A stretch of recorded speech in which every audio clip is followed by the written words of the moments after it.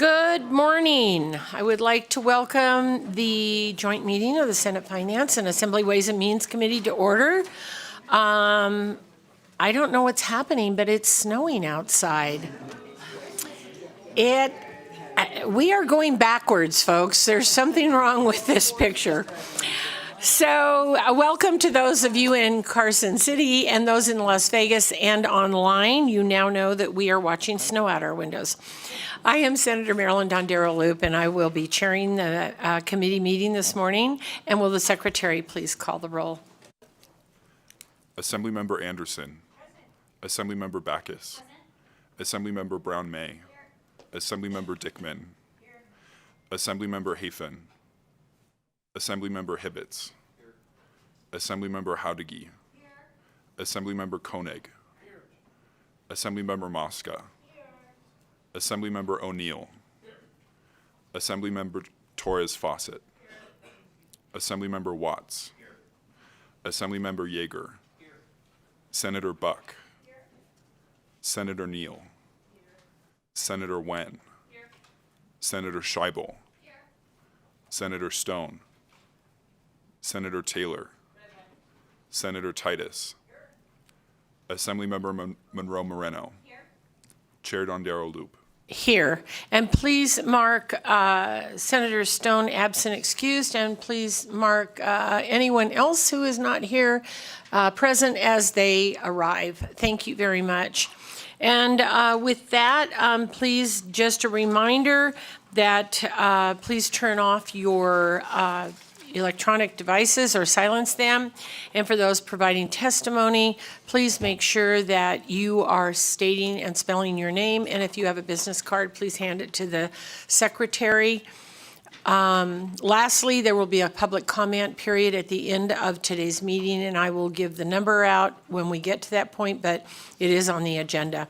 We have a full agenda today. We have 4 agencies on the agenda for budget closing, and then we have 8 subcommittee reports to review. We'll take things slightly out of order. We are going to begin with the budget closing for the legislative branch and the Legislative Council Bureau, but then the rest of the meeting will proceed in order listed on the agenda. So let's get started. I think we have Diane Thornton with us today, Acting Director of the Legislative Council Bureau, who will present the closing memo for the legislative branch. Members, this memo is provided as a separate document within your packet, and it is also online through Nellis. Thank you for joining us today, and thank you for bringing us a little snow, I guess. Thank you very much. Please go ahead when you're ready. Thank you, Senator Dondero Loop and members of the committee. My name is Diane Thornton. I'm the Acting Director of the Legislative Council Bureau, and thank you for having us here today. With me is Dan Russian, our Chief Financial Officer. Their first budget account is 327-2631, which is the Legislative Council Bureau. This includes the operations of LCB's 5 divisions, the Legislative Commission, and the committees that meet during the interim are all in this budget account. This budget account was heard on March 7th. On page 3, you'll see a detailed chart that summarizes each of the divisions and what our request is.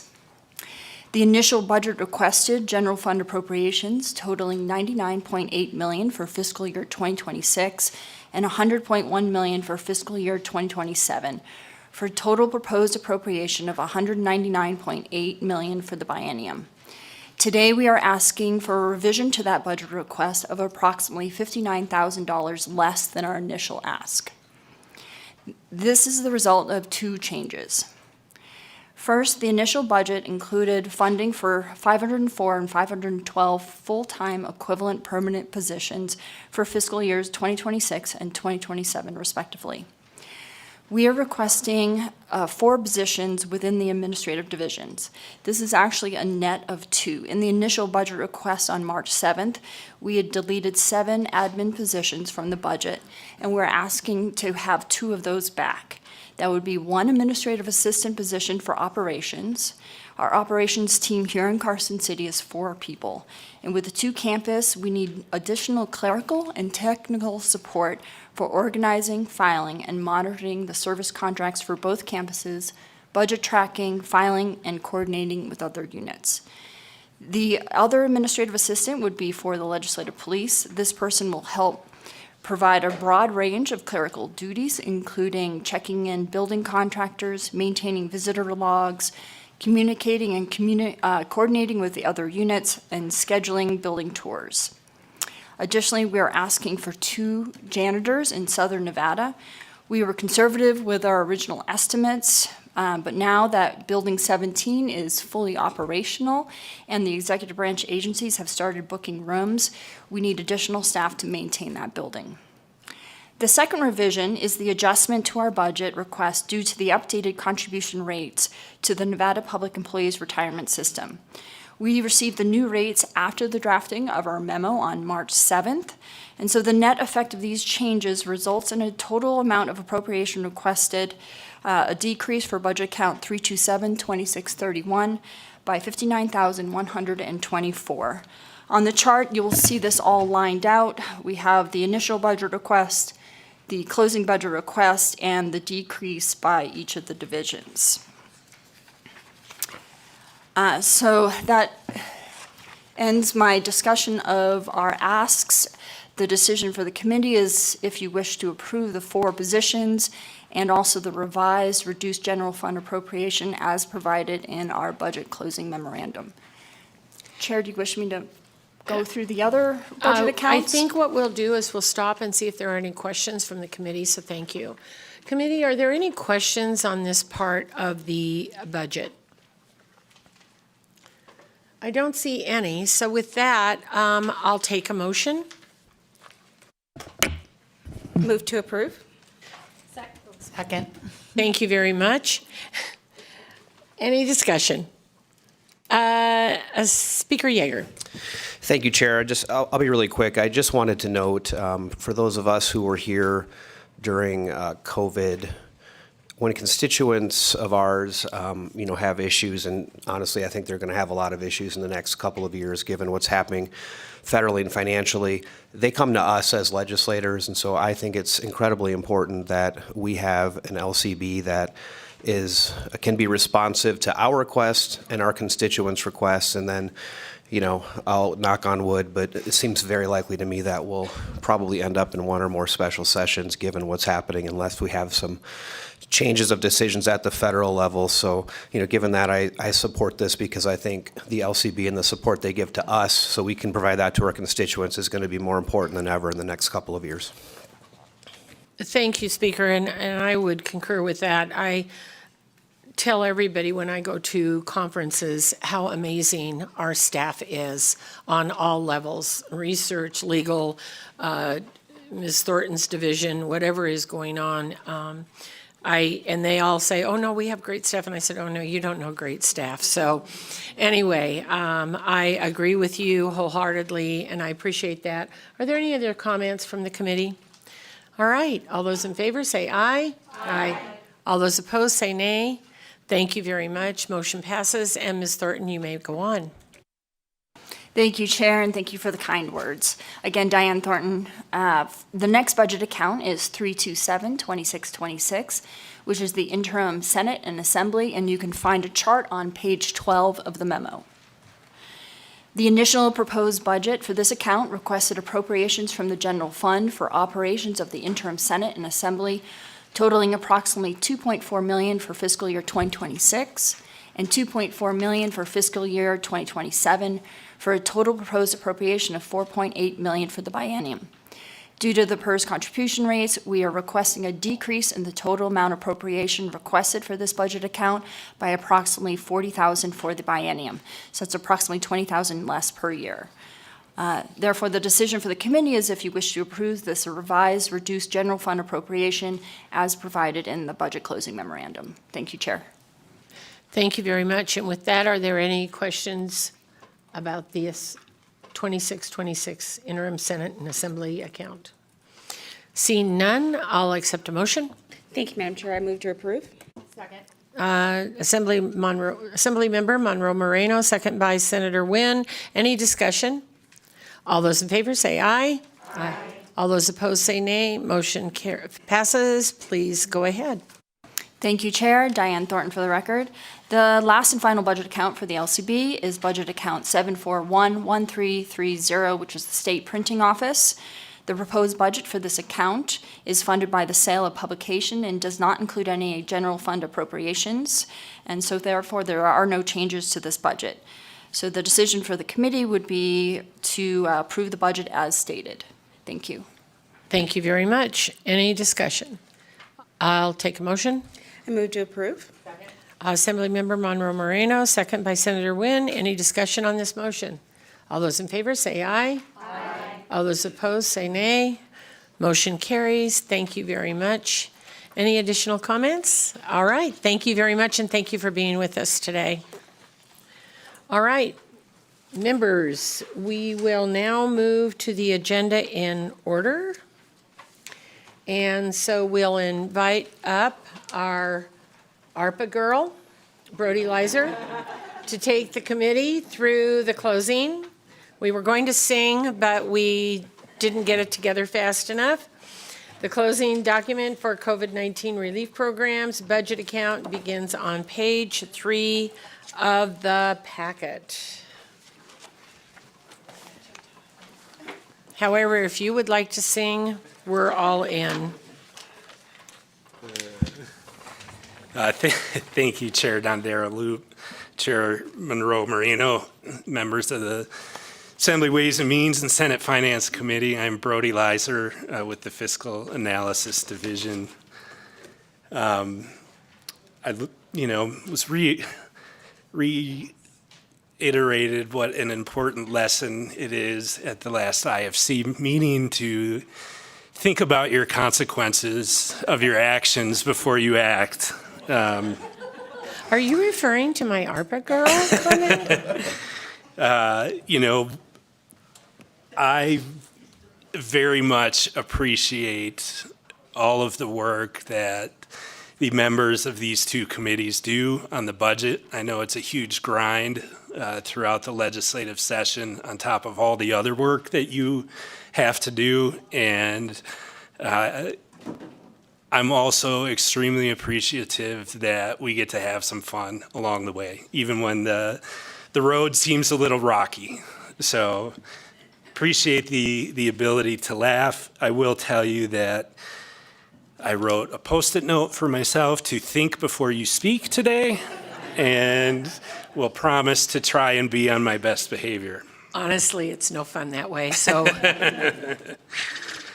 I also told fiscal analyst Kaufman that the debut was also the finale, so I don't want to be a one-hit wonder, but I think being in the Billboard bottom 5 for the ARPA Girl song, that was quite entertaining for everyone, I believe.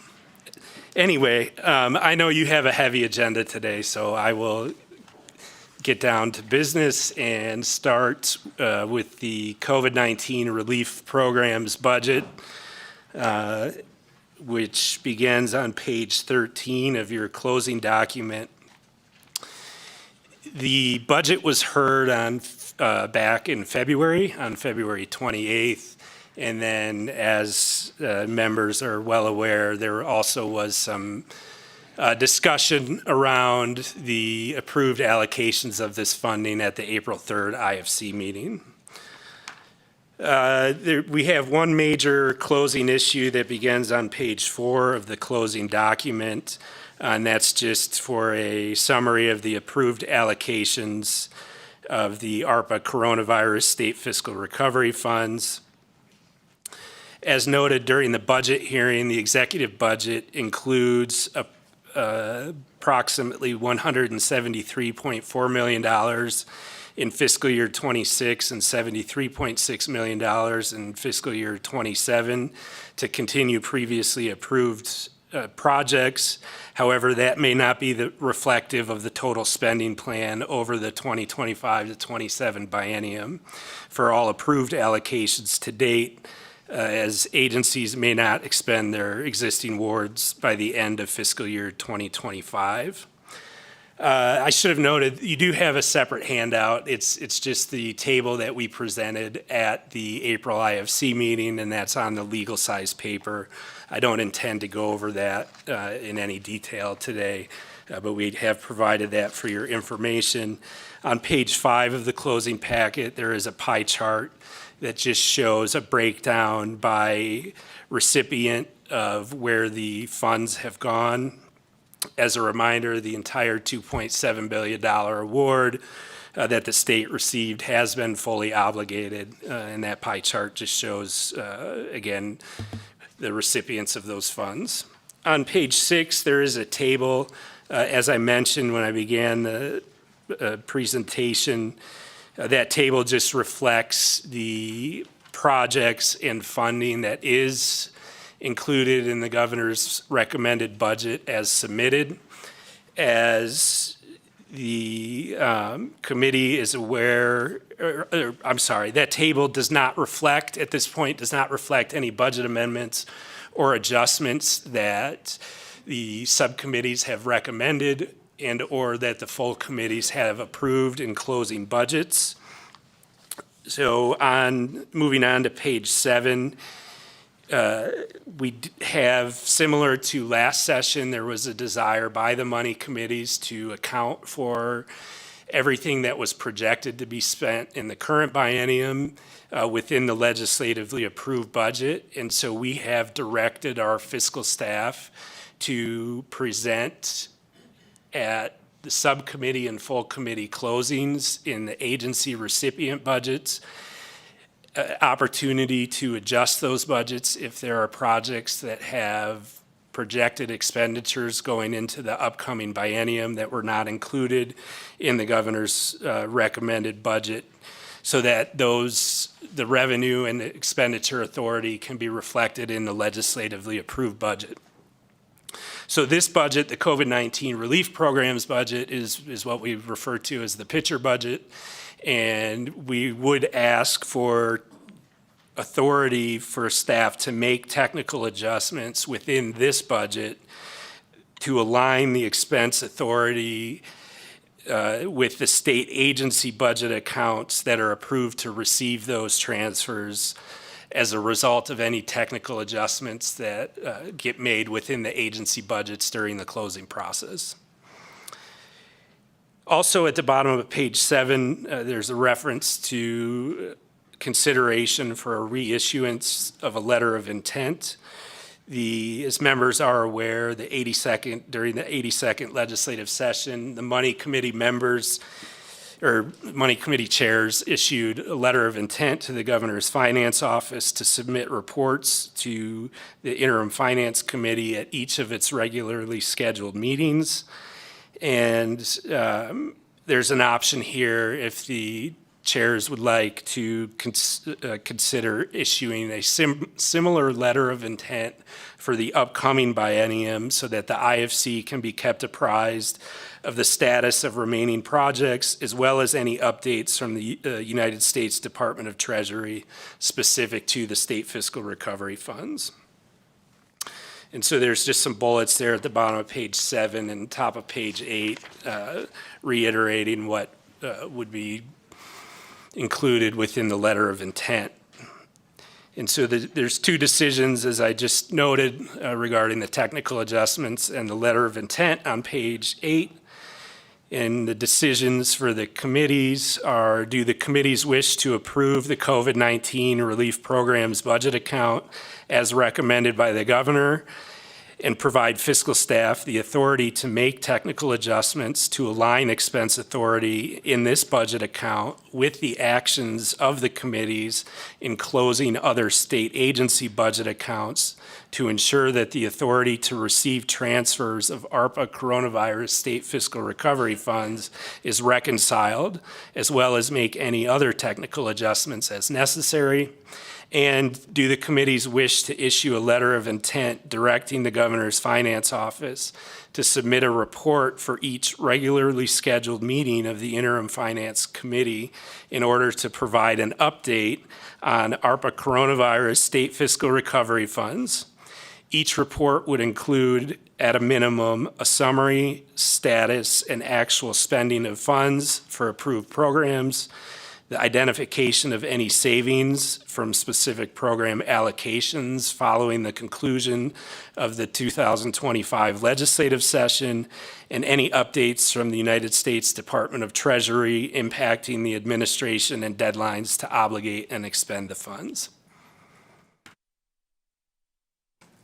Thank you very much. Are there any questions on this? Seeing none, I'll accept a motion. Thank you, Madam Chair. I move to approve this decision unit as stated by staff, along with the letter of intent and all of the additional items as he stated for that letter. Thank you very much. Assemblymember Monroe Moreno, second by Senator Nguyen. Any discussion on the motion? All those in favor say aye. Aye. All those opposed say nay. Motion carries. Thank you very much. Please go ahead. Thank you, Chair Dondero Loop. There are no other closing items in this budget. There are a couple additional information items. I won't talk about the first one unless you'd like me to. I did want to point out on page 9 and carrying over to page 10, there have been numerous and ongoing discussions about potential savings and the ability to reallocate funds after the December 31st, 2024 obligation deadline. Just as a reminder for members, the U.S. Treasury did provide guidance regarding the ability for recipients of state fiscal recovery funds to reallocate funds after the December 31st, 2024 deadline.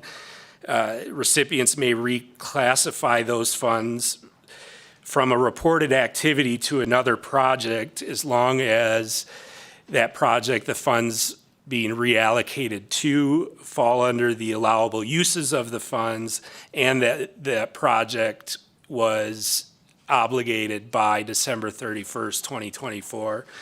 And I just want to provide the committee an update that's covered on page 10.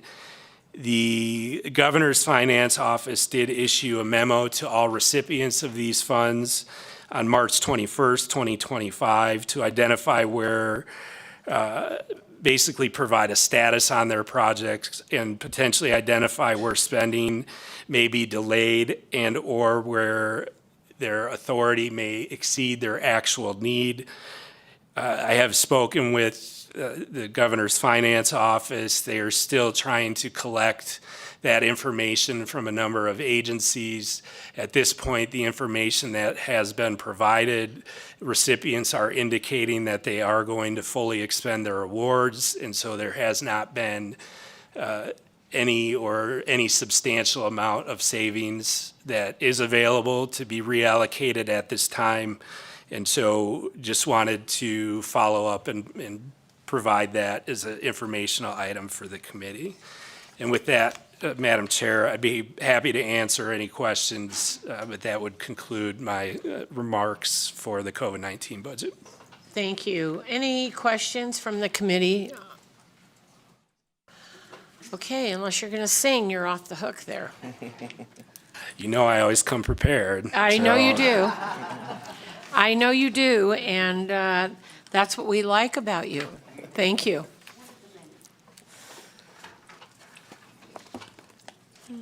Okay. Yeah. All right, next up, we have the Controller's Office, and we welcome Mr. Malone from LCB Fiscal. Mr. Malone, you don't have to sing. We just welcome you to the committee. And members, this will be starting on page 13. And go ahead, please, when you're ready. And Controller Matthews, thank you for being with us today.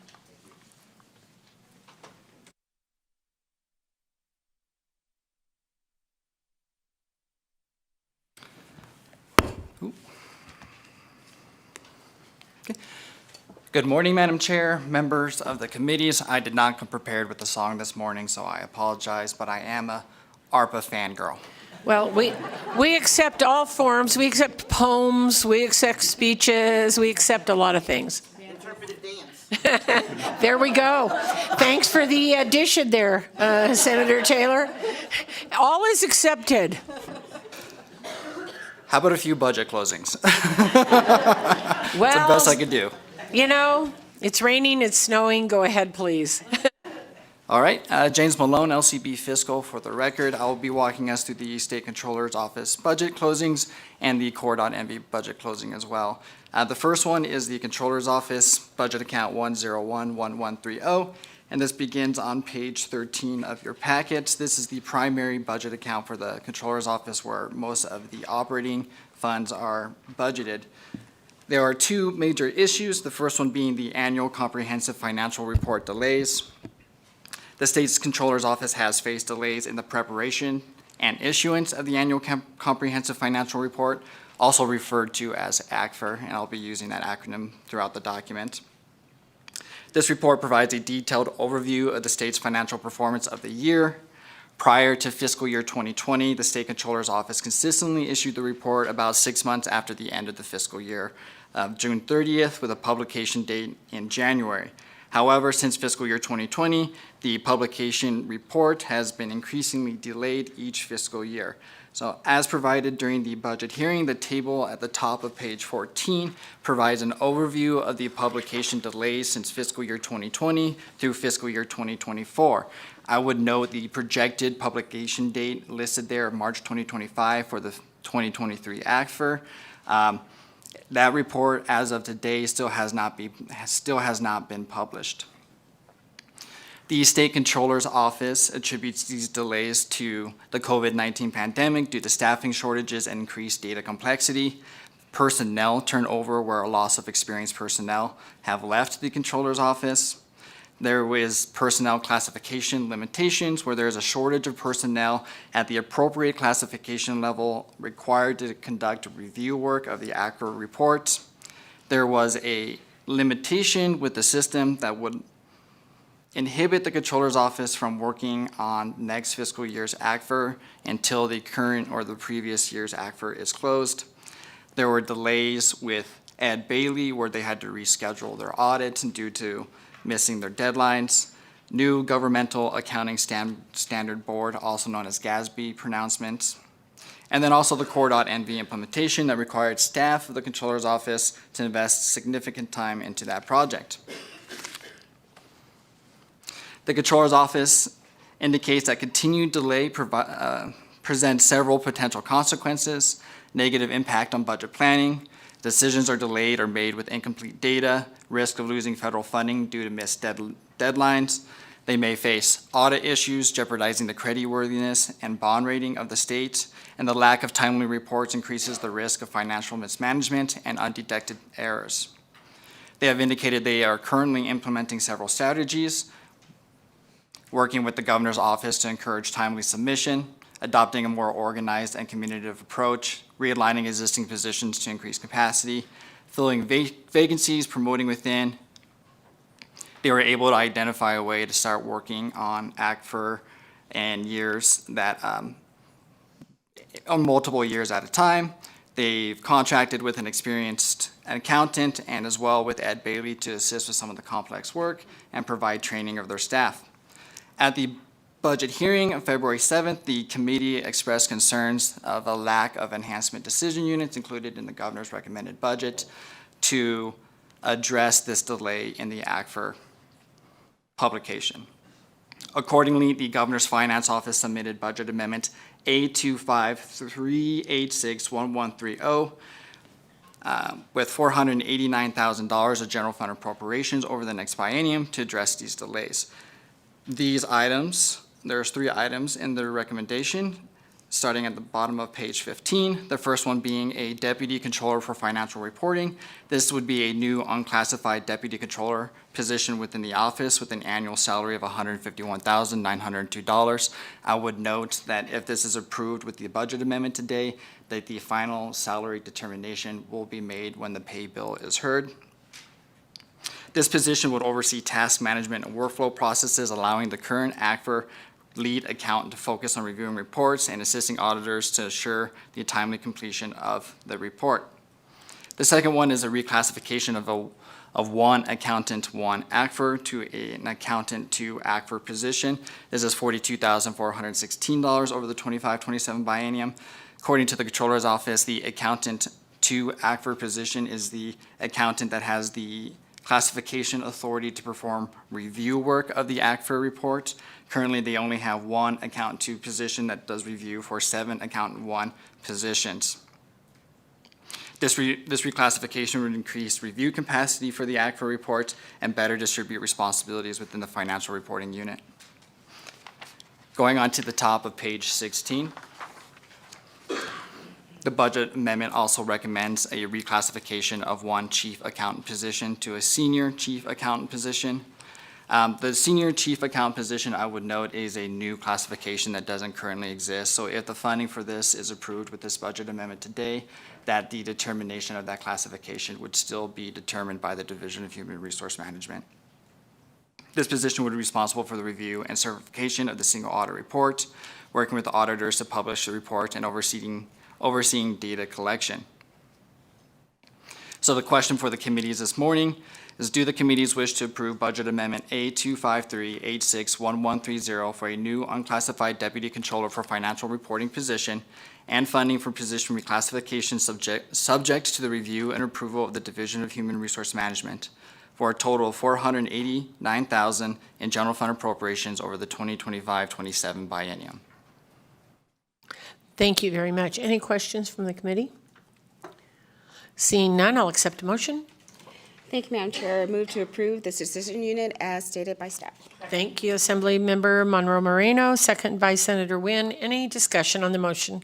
All those in favor say aye. Aye. All those opposed say nay. Motion carries. Please go ahead. Thank you, Madam Chair. Again, James Malone, LCB Fiscal, for the record.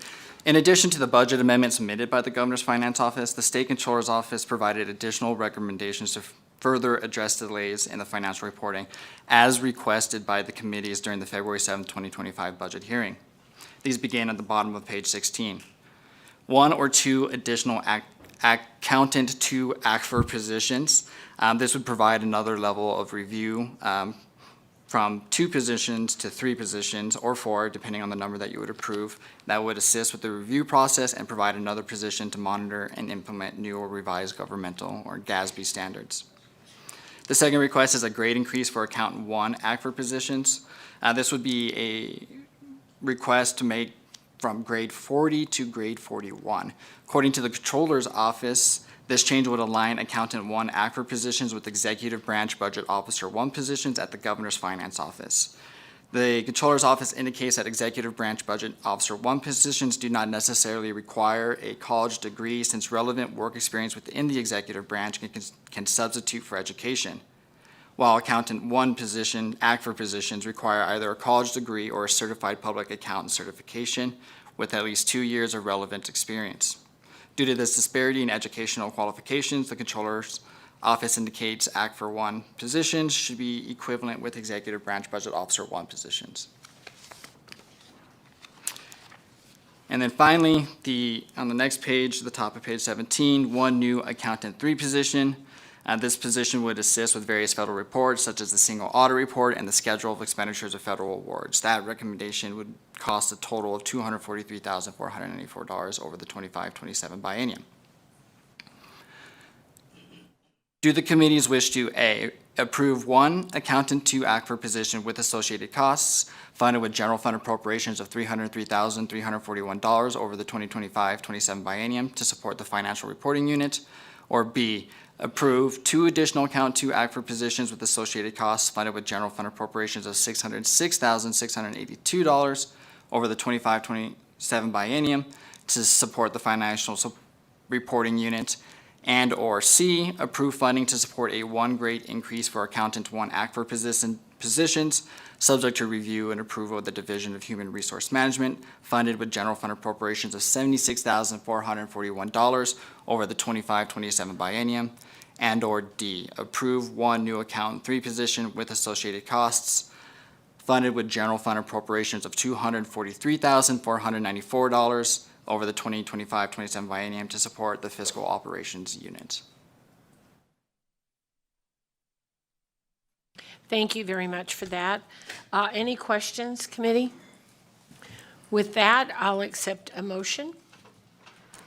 Thank you, Madam Chair. And as we look at this decision unit, it would be my motion that we approve A, which would be the approve of one additional accountant 2 position, but not approve B, C, and D.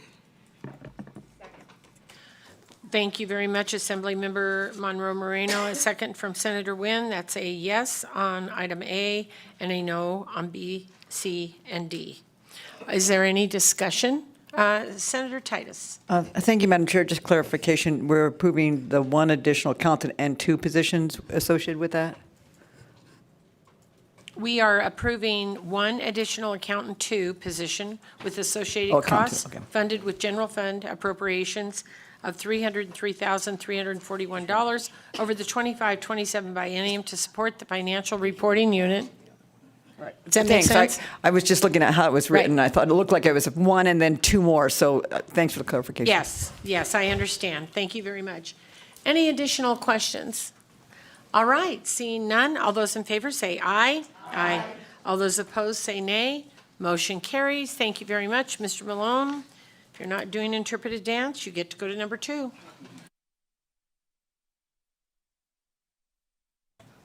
All right, the next major issue is the continuation of positions funded with American Rescue Plan Act funds. The governor recommends general fund appropriations of $433,262 over the 2025-27 biennium to retain 4 state positions currently budgeted by expiring federal American Rescue Plan Act funds, totaling $787,859. These positions consist of a management analyst, an accountant technician, and a training officer. Moving on to page 18, during the hearing, there was discussion regarding what these positions did. The management analyst and the accountant technician position worked on the schedule or working on the schedule of expenditures of federal awards, managed tasks associated with journal voucher documents, work programs, and federal award or job setup. This report itself is included in the state single audit reports. The agency does indicate that the number of federal awards have increased from 914 in fiscal year 2021 to 1,021 in fiscal year 2023, partly due to the establishment of the Office of Federal Assistance in fiscal year 2023 and American Rescue Plan Act awards. There was discussion during the hearing about whether they anticipate the workload to decrease when the ARPA funds become no longer available. They have indicated that, although they will be expiring, they anticipate approximately 6 months after the expiration of the awards, then they'll be required to utilize those positions to report on that federal funding. In addition, once the core.NV financial system stabilizes over the next biennium, they have indicated that they will review its organizational structure and may recommend reclassifications or repurposing of those positions. Okay. In addition, the accountant position that is currently funded with ARPA funds is currently working on the annual comprehensive financial report. This position helps resolve discrepancies and ensures the accuracy of these reports. The office has indicated if this is not approved, they may face further delays in the preparation of the ACFR report. And then finally, the training officer position. This position develops and delivers training programs to ensure state agency staff comply with financial policies and effectively use the state's financial system. There was discussion during the hearing regarding whether the efforts of this training position is duplicative of training that is being provided by the core.NV office with the rollout of the Advantage for Human Resource System. The office has clarified that the position serves a different function than the training provided by that office, as the training is tailored to financial users, focusing on the rationale behind specific processes or transactions and how those align with required GASB standards. Whereas the core.NV training is focused primarily on how to perform specific tasks within the Advantage 4 system. In addition, now that Core NV is transitioning to the implementation of the Advantage 4 human resource system, that those training efforts within the Core.NV office are being focused towards HR-related processes, which has created a greater reliance on the State Controller's office to provide that training. There is a budget amendment that was submitted by the Governor's Finance Office. This is Budget Amendment A254651130 that corrects errors related to expiring ARPA funding and the inadvertent elimination of 3 positions in fiscal year 2026. If this budget amendment is approved, fiscal staff does recommend some technical adjustments as listed in that paragraph in the middle of page 19.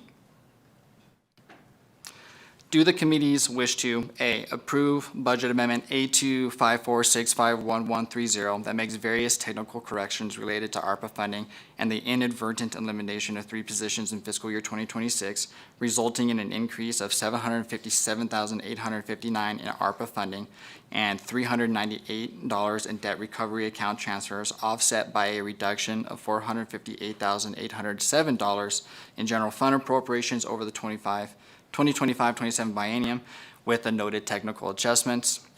And B, approve the governor's recommendation to retain 4 positions that are currently funded with ARPA funds that are set to expire, with general fund appropriations of $446,772, offset by ARPA reductions of $446,772 over the 2025-27 biennium with the noted technical adjustments, and provide fiscal staff with the authority to make technical adjustments as necessary. Thank you very much. Any discussion? I'll accept a motion. Thank you, Madam Chair. For this decision unit, I move to approve both A and B as stated by staff, and also give staff the authority to make technical adjustments as necessary. Thank you very much from Assemblymember Monroe Moreno, second from Senator Wynn. Any discussion on this motion? All those in favor say aye. Aye. All those opposed say nay. Motion carries. Thank you very much. And we will go on. Thank you, Madam Chair. James Malone again for the record. Moving on to page 20 of your packet, there are 2 other closing items. Fiscal staff recommends other closing item 1 be closed as recommended by the governor. Other closing item 2 be included in the 2025 Appropriations Act as recommended by the governor, and requests authority to make technical adjustments as necessary. Thank you very much. Any discussion? I'll accept a motion. Move to approve? Thank you very much. Assemblymember Monroe Moreno, second by Senator Wynn. Any discussion? All those in favor say aye. Aye. All those opposed say nay. Motion carries. Thank you very much. All right, we will continue. Go ahead, please. All right, thank you. We're moving on to page 23 of your packet to a new budget account. This is the Controller's Office Debt Recovery Account 1011140. There are no major closing issues and no other closing items. Fiscal staff recommends this budget account be closed as recommended by the governor, and requests authority to make technical adjustments as necessary. Thank you very much. Any discussion? I'll accept a motion. So moved? Thank you very much. Assemblymember Monroe Moreno, second by Senator Wynn. Any discussion on the motion? All those in favor say aye. Aye. All those opposed say nay. Motion carries. Thank you very much. All right, thank you, Madam Chair. That concludes the 2 budget accounts for the state's Controller's Office this morning. The next budget account begins on page 25 of your packet, and this is the Governor's Office of Finance Core.NV budget account 1011325. There is only one major closing issue, and this is the status of the Core.NV project Phase 2 implementation. In the budget that was originally submitted by the governor recommended $71.9 million in transfers from the Interim Finance Committee over the 2025-27 biennium to continue the Core.NV project. However, a budget amendment was submitted which eliminated the funding for this budget on an ongoing basis. Alternatively, the governor is recommending a one-time general fund appropriation of $80 million and highway fund appropriation of $18.8 million fiscal year 2026 for the continuation of this project over the 2025-2027 biennium. The committee may recall during discussion at the budget hearing that the 2023 or 82nd legislature approved one-time funding of $166.3 million, $126.6 million in general fund, $29.7 in the highway fund, which were appropriated to the interim finance committee's contingency account, and then authorized $10.0 million in American Rescue Plan Act funds for this purpose through Assembly Bill AB 468. On September 12th, 2023, the Board of Examiners approved a $90.2 million five-year contract with CGI Technologies and Solutions that had 4 projected go-live dates. These dates are listed at the top of page 26. The first one being the financial technical upgrade, the second being the human resources technical upgrade to be implemented over the 23-25 biennium. These 2 items represent the minimum viable product. The financial technical upgrade did roll out in January of 2025, and the human resource technical upgrade is expected to roll out in June 2025. The other 2 items in the original contract, the financial transformation and modernization, as well as the human resources transformation and modernization, are anticipated to roll out next biennium as originally contemplated. However, this will change, and I will discuss that a little bit further when we get into that section of the document. Of the monies that were appropriated to the IFC contingency account over the last biennium, $57.5 million of that was provided to the Office of Project Management, leaving a current balance of $98.8 million in that budget account, which is expected to revert at the end of fiscal year 2025. This is the amount that the Office of Project Management is expecting to be recommended in its submitted budget amendment one-time appropriation. So the table at the bottom of page 26 provided an overview of the projected expenditures at the time of the previous budget hearing. I would note for fiscal year 2025, that $51.1 million at the bottom, that grand total there, that will be reduced by $4.65 million. The office has indicated that that work will not be conducted in fiscal year 2025 and is further going to be requesting that when it reverts, it be reappropriated to that budget account so they can conduct that work over the next biennium. And again, I will speak to that a little bit more when we get to that section of the document.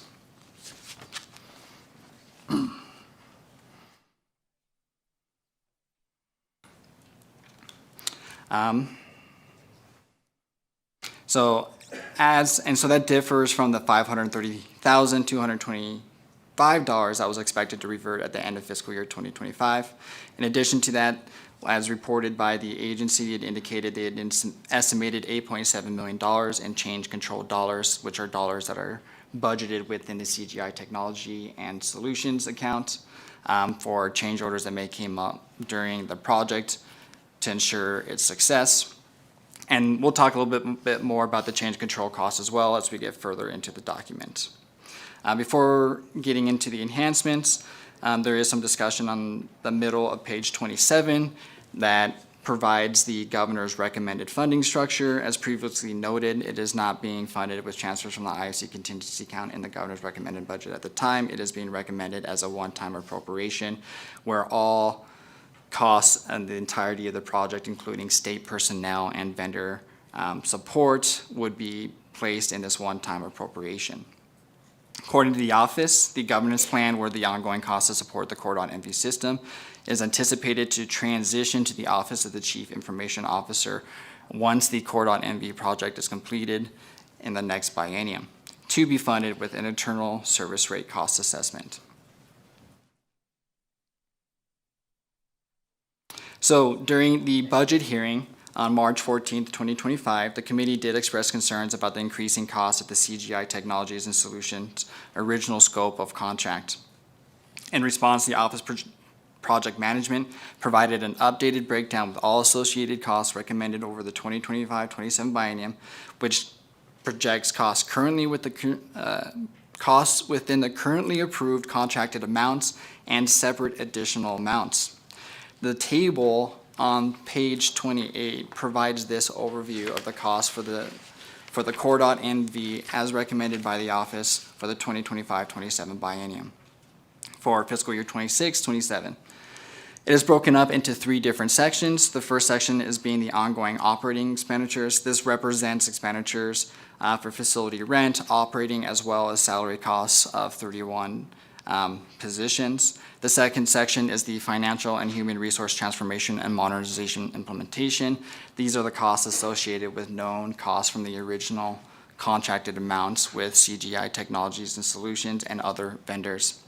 And then the final section there is going to be the core.NV additional enhancements, and these are additional enhancements that are recommended being funded over the biennium that are above and beyond the original scope of the contract, for a total of $87.7 million, or $87.8 million over the biennium. The bottom table below the cost overview provides an overview of the funds remaining in the AB 468 from the 2023 legislative session, $98.8 million. What is being recommended now is at $87.8, with a difference of approximately $11 million over the biennium. So as I continue through this document, there'll be decision points related to each section of this table, the ongoing operating expenditures, then also with the financial and human resource transformation and modernization implementation, as well as a separate section for additional enhancements. So to begin at the bottom of page 28, the ongoing expenditures and decision unit and the base decision units, as well as E301 and E805. The base ongoing operating expenditures for the Office of Project Management totaled $10.5 million over the 2025-27 biennium. These include rent, operating expenditures such as the OCI service rates and software, and salary costs for 29 positions. There were errors brought to fiscal staff's attention with the base positions, with their steps and their classifications. Fiscal staff does recommend a technical adjustment to align the base positions with the correct classification, grade, and step, if this is approved. The table at the top of page 29 provides an overview of the base positions included in the governor's recommended budget, the 29 that are currently funded now and are being recommended to be funded over the next biennium. In addition to these base positions, the governor recommends an addition of 2 program officer positions that were approved at the December 12th, 2025 IFC meeting that were inadvertently excluded from the base budget in error. There are some duplicative costs in this decision unit, so if this is approved as well, fiscal staff recommends a technical adjustment to eliminate those. And then finally, the governor recommends 2 personnel analyst positions be reclassified to personnel officer positions, and a reclassification of an accountant position to an administrative services officer position. According to the office, the personnel analyst positions were initially underfilled due to the incumbents not yet meeting the qualifications of the personnel officer classification. The officer reports that these individuals have met the necessary requirements and are eligible for promotion to the personnel officer classification. Regarding the accountant position to the administrative services officer position, the office has indicated that this position was downgraded to an accountant from an ASO last biennium. It would note that it isn't clear at what point during the process that this position was downgraded, as the accountant position was included in the budget as an accountant in the agency request, the governor's recommended, and the legislatively approved budget. Regardless, the office did fill that position as an administrative services officer position utilizing a temporary PCN. They are requesting to eliminate the use of this temporary PCN and to reclassify this position to the ASO classification. If this is approved, this would result in total funding reductions of $85,246. As previously discussed, the governor's submitted budget amendment, which proposes to remove all funding from the budget and recommends that the entirety of the budget be funded with one-time appropriations. This differs from how other IT projects are handled within the state, where the operating costs associated with full-time state personnel remain within the ongoing operating budget of the agency, and the one-time implementation costs are appropriated through one-time legislation. The committees may wish to consider budgeting the ongoing operating costs of this project within the operating budget for the office with the intent to make it ongoing. Regarding the operating costs of the Office of Project Management, do the committees wish to approve A1, 29 Office of Project Management state positions and associated operating costs totaling $10.5 million, $8.5 million in general fund, $2.0 million in highway fund over the 2025-27 biennium with the noted technical adjustments. And A2, 2 program officer positions approved by the IFC totaling $402,339, $325,895 general fund, $76,444 highway fund over the 2025-27 biennium with the noted technical adjustments, and the reclassification of 2 personnel analyst positions to personnel officer positions, and 1 accountant position to an administrative services officer position with total funding reductions of $85,246, $69,049 general fund, $16,197 highway fund over the 2025-27 biennium. And B, regarding how to appropriate the funding for the operating expenditures of the Office of Project Management, do the committees wish to approve B1, appropriating the funds for the operating expenditures of the Office of Project Management within the existing Governor's Office of Finance Core.NV budget account to be included in the 2025 Appropriations Act as an ongoing appropriation, or B2, appropriating the funding through separate legislation with the intent to make it one-time funding. Thank you very much. Any questions or discussion on this particular item? Seeing none, I'll accept a motion. Thank you, Madam Chair. I move that we approve in this decision unit A1, 2, and 3, and B1, and not approve B2. Thank you very much, Assemblymember Monroe Moreno, second by Senator Wynn. Any questions or discussion on this motion? Seeing none, all those in favor say aye. Aye. All those opposed, nay. Motion carries. Thank you very much. And you may go on, Mr. Malone. Thank you, Madam Chair. Again, James Malone, LCB Fiscal for the record. Moving on to the bottom of page 30 of the packet, the new Production Environment Operations Team. As discussed during the March 14, 2025 budget hearing, the recommendation includes the addition of 18 new state personnel to establish this new operating team. They would assist with post-go-live system stabilization and ensure transition of the ERP system is supported. The office testified that this new team would transition into the OCI next biennium to be funded within the internal service rate structure when the Core.NV implementation is complete.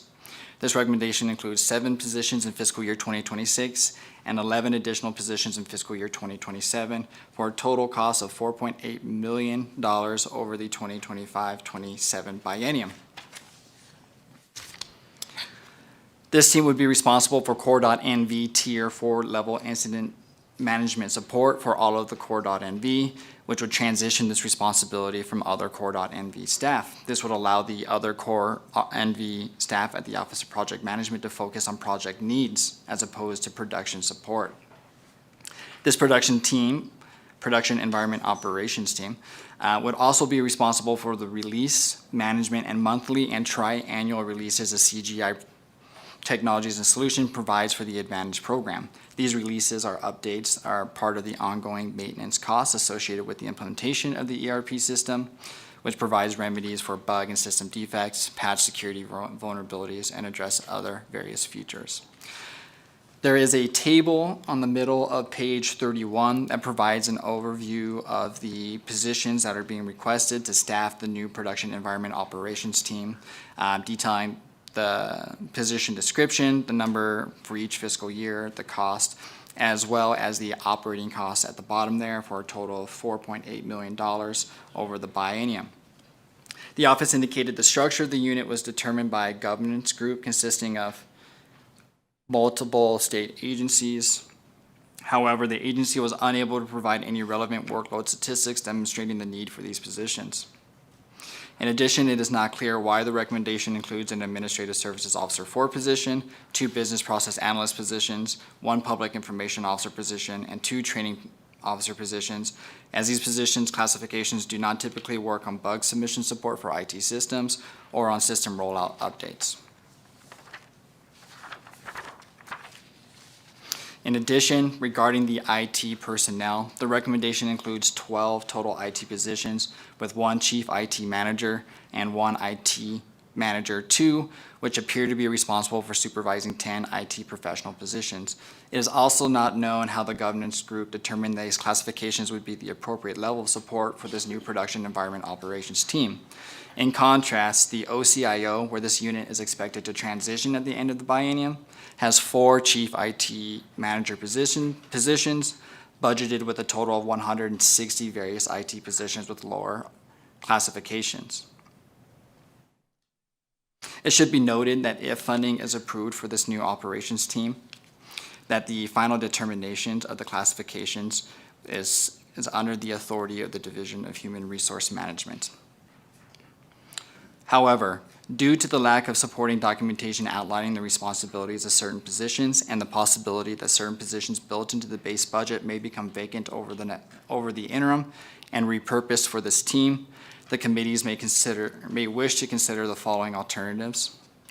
Appropriate the funding for the 11 positions beginning in fiscal year 2027 to the Interim Finance Committee's contingency account. Inquire the agencies to submit a request to the IFC to obtain the funding after developing adequate supporting documentation, including workload statistics, and clearly defined duties for roles such as the Administrative Services Officer position and the Public Information Officer position. Not approve the Chief IT Manager position and instead direct the office to evaluate the current structure of the OCIO to which this unit is expected to transition in order to determine whether an additional Chief IT Manager is the appropriate supervisory classification within the broader OCIO organizational framework for potential consideration for the 27-29 biennium.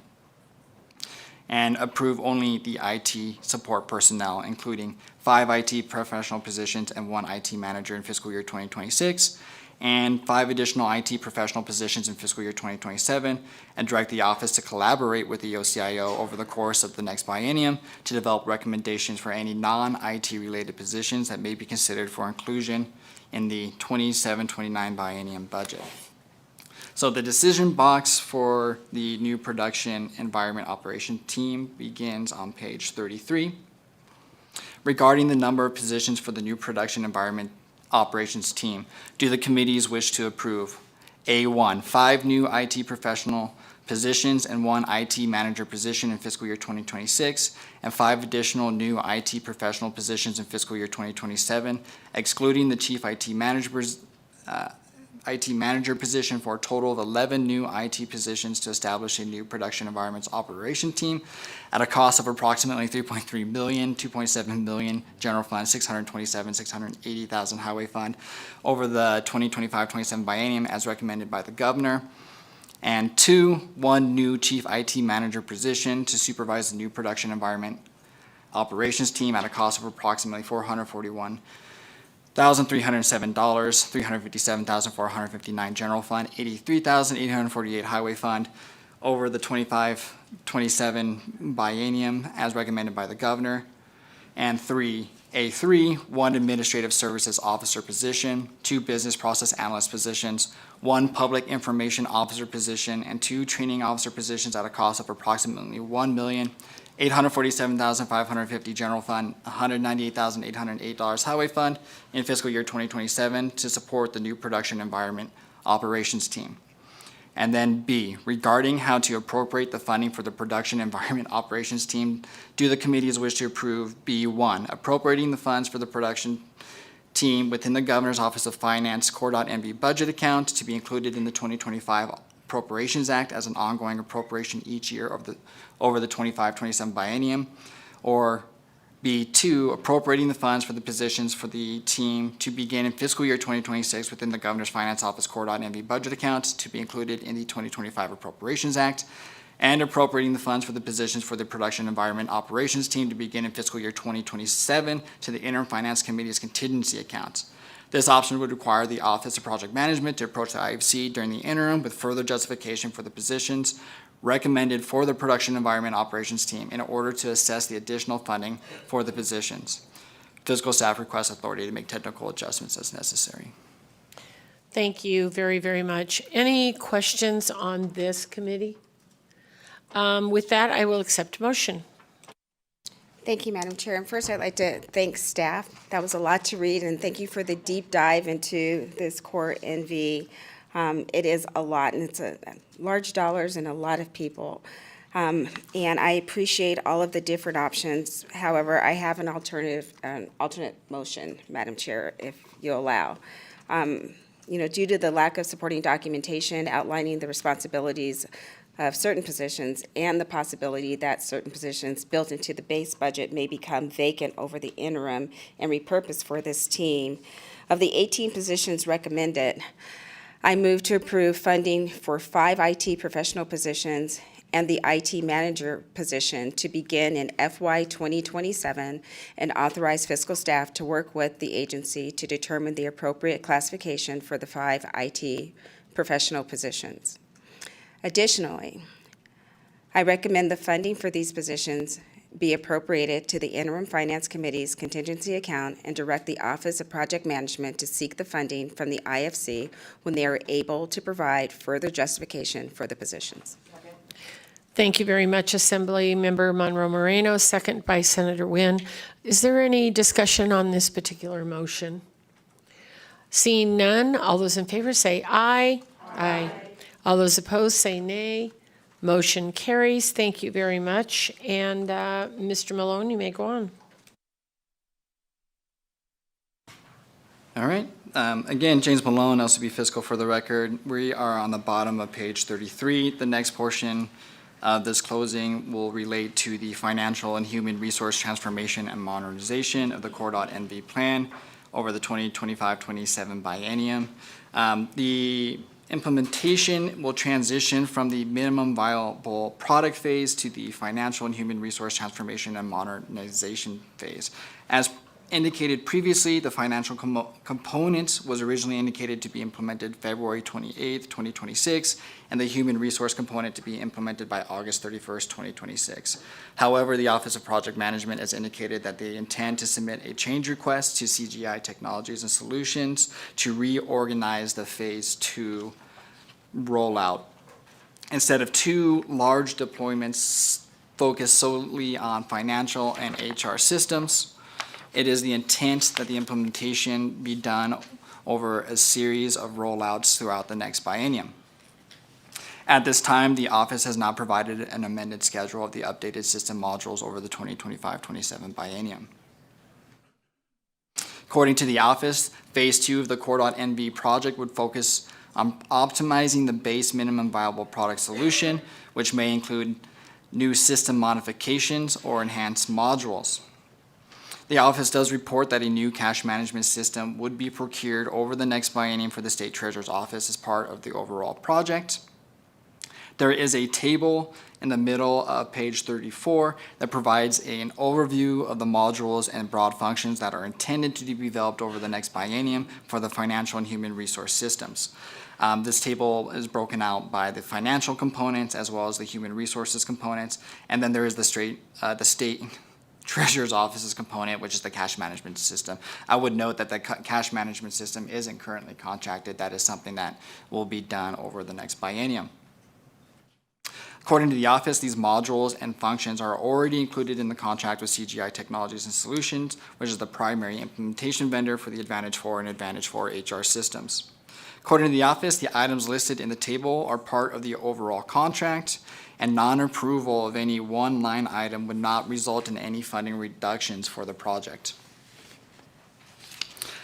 The table at the top of page 35 provides an overview of the expenditures that are contracted or anticipated with other vendors to implement the Phase 2 of this enhancement. These include one-time operating expenditures, funds for agencies, subject matter experts, as well as contract staff with various contracting staff services, knowledge services, Plant Moran, the independent verification and validation support vendor.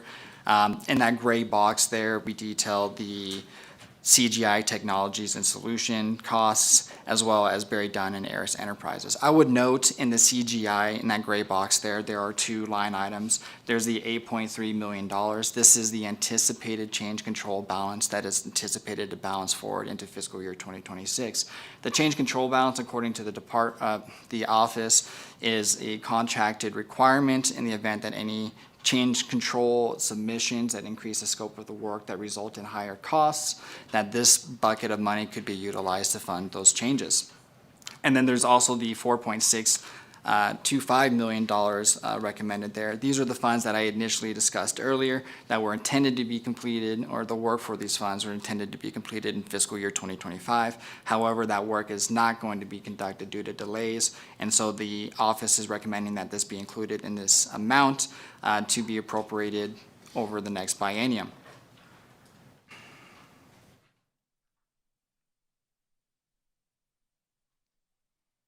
All right, so as previously discussed, regarding the structure of the funding, the committees may consider one-time appropriating these funds through separate legislation with the intent to make them one-time, as opposed to ongoing to the IOC's restricted balance of the contingency account. In addition, the committees may wish to consider issuing a letter of intent requiring semi-annual reports to the Interim Finance Committee on the project.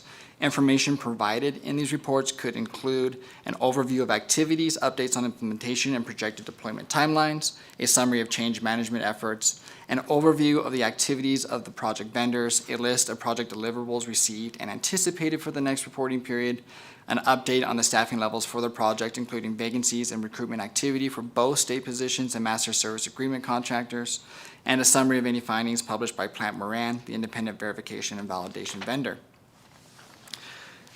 The decision box for the committees begin on the top of page 35. Do the committees wish to approve A, appropriating $63.5 million, $51.4 million general fund, $12.1 million highway fund for the Core.NV project over the 2025-27 biennium? And B, appropriating the funds through separate legislation to the Interim Finance Committee's contingency account, which would require the office to submit a request to the IOC to obtain the funds with the intent to make the funding one time. And C, issuing a letter of intent requiring semi-annual reports to the IFC on the status of the Core.NV Enterprise Resource Planning System. Fiscal staff requests authority to make technical adjustments as necessary. Thank you very much. Do I have any discussion on this? Seeing none, I'll accept a motion. Thank you, Madam Chair. I move to approve items A, B, and C in this decision unit as stated by staff and give staff the authority to make technical adjustments as necessary. Thank you very much, Assemblymember Monroe Moreno, second by Senator Wynn. Any discussion on this motion? All those in favor say aye. Aye. All those opposed say nay. Motion carries. Thank you very much. You may go on. Thank you, Madam Chair. James Malone, again for the record. In addition to the operating expenditures of the Office of Project Management and the new Production Environment Operation Team and the contractual obligations to continue the financial and human resource transformation and modernization phase, the office is also recommending additional enhancements for consideration. Some of the enhancements below can be funded directly with appropriations or with remaining funds included in the change control balance with CGI Technologies and Solutions.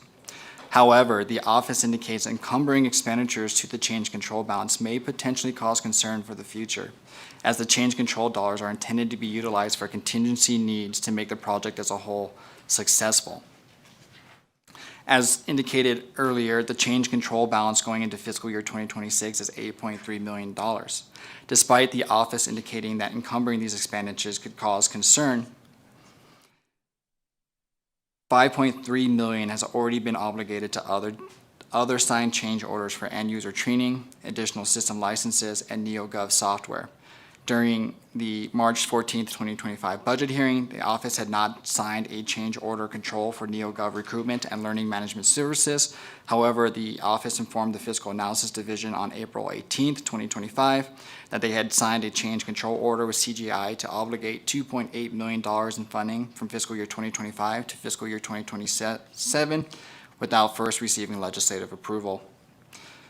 According to the office, they were already contracted with Cornerstone and Moodle through CGI Technologies and Solutions to provide recruitment and learning management services. However, the project executive committee was not satisfied with that vendor.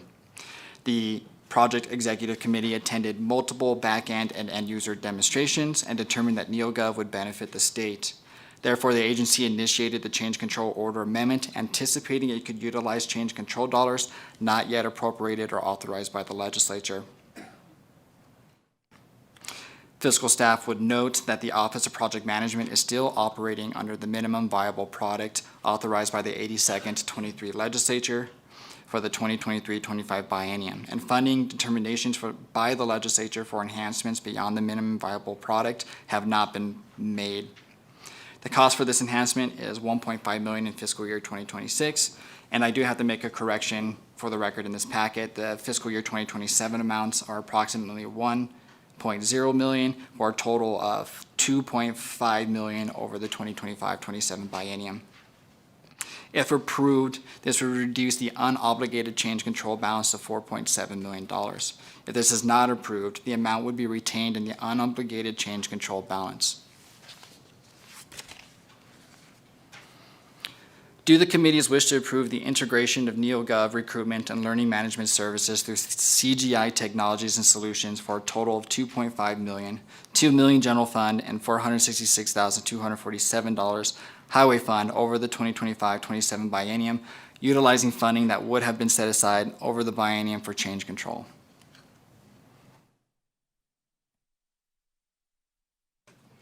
Any questions on this particular item? Seeing none, I'll accept a motion. I move to approve. Thank you very much, Assemblymember Monroe Moreno, second by Senator Wynn. Any discussion on this motion? Thank you very much. All in favor, say aye. Aye. All opposed, nay. Motion carries. We can go on. Thank you. Thank you, Madam Chair. James Malone, LCB Fiscal for the record. For the next couple pages, pages 37 and 38, it details the additional enhancements requested by the Office for the Project of Management for the Core NV project over the next biennium, totaling $8.7 million total.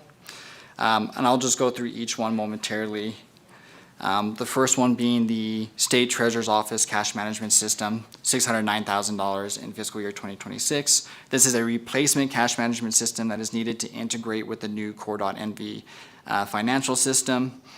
We'll note that on April 10th, 2025, the committees voted to approve the general fund appropriations of $609,000 in fiscal year 2027 to the State Treasurer's Office for the ongoing costs of this replacement cash management system. The second one is the Core.NV Phase 2 Alignment to State Best Interest, $5 million in fiscal year 2026. According to the office, this money is to extend the implementation window and provide a more streamlined and effective method for the state to release upcoming modules. The original implementation timeline has a scheduled completion date of November 2026, which has now been extended to July 30th, 2027.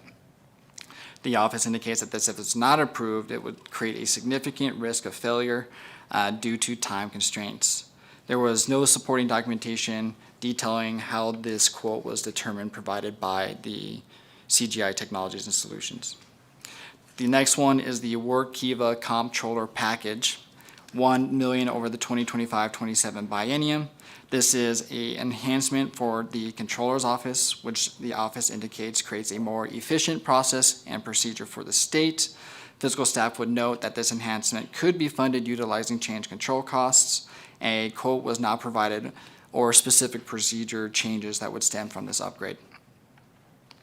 The next one is the Artificial Intelligence Samantha, $300,000 over the 2025-27 biennium. Currently, the office is contracted with CGI Technologies and Solutions for a general artificial intelligence tool, I'm going to use AI, known as Sophia. However, Samantha differs, as Samantha is a fully integrated learning-based AI tool that would create efficiencies across the state operations. They indicate that it would automate data entry tasks by allowing users to upload invoices directly into the system, which would then automatically generate the appropriate accounting transactions. If this is not approved, the office indicates that they would experience the same level of data entry errors currently observed. The office indicates that this enhancement could be funded utilizing the change control balance. The next one is NDOT Agreement Budget Structure and Custom Tables, $250,000 in fiscal year 2026. This is additional customization to the Advantage 4 system for NDOT for specific financial processes unique to that agency. This could be funded utilizing the change control balance. Moving on to the top of page 38, CGI Local Support Services, 3 months extension for $575,000 in fiscal year 2027. The office indicates its enhancements would extend 6 CGI contract staff for an additional 3 months to fund them through the end of the 2025-27 biennium. This enhancement could be funded utilizing change control balance dollars. 4 additional contractors for the OCIO HR Core.NV Help Desk for $583,565 over the 2025-27 biennium. This recommendation would assist the HR Help Desk as the initial Phase 1A goes live. The office indicates that these individuals have already been selected and started in fiscal year 2025. These positions are intended to focus on Tier 2 and Tier 3 level complaints, while the new Production Environment Operations team would focus on Tier 4 level support. 2 additional contractors for the Division of Human Resource Management for $301,018 over the biennium. The 2 contract staff would be utilized to replace subject matter experts that work within the Office of Project Management. As the Office of Project Management pulls these employees from DHRM, they would like to provide contractors to replace them. And then finally, additional training of $74,824. This recommendation includes additional in-state travel for training needs, CGI form registration, Udemy online course licenses, and training materials. In total, all recommendations come to $8.7 million, $7 million general fund, $1.7 million highway fund. Of that amount, $7.1 million of the enhancements are eligible to be funded with the change control balance.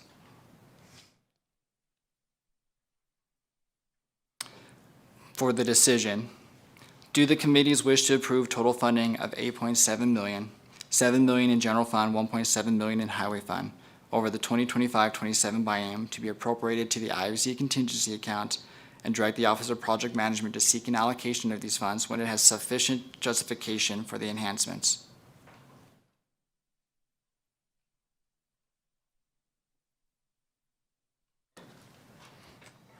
Thank you very much, Mr. Malone. I'm, incredibly disappointed that we have Sophia and Samantha instead of Barbie and Ken, but we'll go with it. Is there any discussion or questions on this particular item? All righty, with that, I will accept a motion. Thank you, Madam Chair, and again to our staff, thank you so much. This was a lot for you to read, a lot to go through, and a lot of positions. And Madam Chair, with your approval, I do have a motion. Of the additional enhancements recommended for the Core NV project, I move to approve total funding of $609,000 for FY26 for the State Treasurer's Office Cash Management System and $583,565 over the 25-27 biennium for 4 additional contractor positions for the OCIO HR Core NV Help Desk for a total of $1.2 million. $965,977 in general funds and $226,587 in highway funds to be appropriated to the Interim Finance Committee's contingency account. Additionally, I would recommend for the agency to seek an allocation from the IFC's contingency account through the funds that will be set aside for change control for the following: the NDOT agreements, budget structure, and custom tables, and CGI local support services, which is a 3-month extension. I would not recommend approval for the Core NV Phase 2 alignment to state best interests, the WorkEva comptroller package, the artificial intelligence, the 2 additional contractors, Division of Human Resource Management support, and additional training. Thank you very much, Assemblymember Monroe Moreno. I'll accept a second. Second from Senator Wynn. Are there any questions or discussion on this particular item or motion? Seeing none, all those in favor say aye. Aye. All those opposed, nay. Motion carries. Thank you very much, and thank you, Mr. Malone, for all your time. Okay, thank you.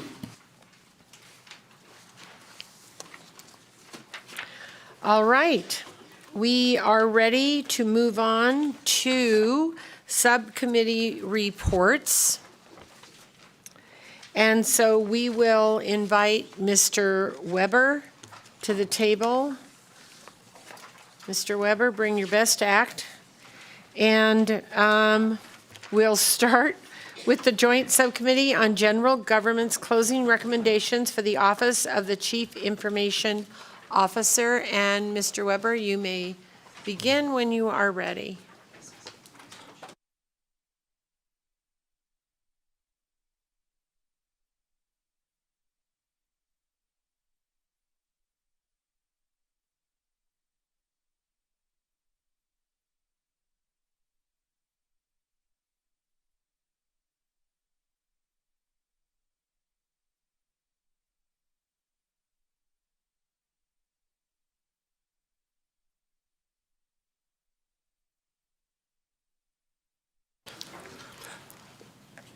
Good morning, Chair Dondero Loop, Chairman Moreno, and members of the committee. I'm Tom Weber. I'm Program Analyst with the LCB Fiscal Analysis Division, for the record. I will be presenting the Joint Subcommittee on General Government Closing Report for the Office of the Chief Information Officer. The Joint Subcommittee on General Government has completed its review of the Office of the Chief Information Officer, OCIO, budget accounts for the 2025-2027 biennium. When compared to the Governor's recommended budget, the subcommittee's closing recommendations did not result in an increase or decrease in general fund appropriations. The following comments describe the more significant recommendations of the subcommittee. For Office of the CIO, budget account 1373, the subcommittee recommended approval of the Governor's recommendation for total expenditure authority of $487,199 in fiscal year 26 and $499,868 in fiscal year 27 to fund one new accounting assistant position and to transfer 3 existing management analyst positions from other OCIO budget accounts to create a centralized fiscal unit. The subcommittee also recommended approval of 7 budget amendments, 1 in each OCIO budget account, which would result in the OCIO no longer receiving fiscal support through the Administrative Services Division of the Department of Administration. Included in the budget amendments recommended for approval is the removal of cost allocation expenses totaling $965,955 in each year of the 2025-2027 biennium previously paid by OCIO budget accounts to the Administrative Services Division for fiscal services.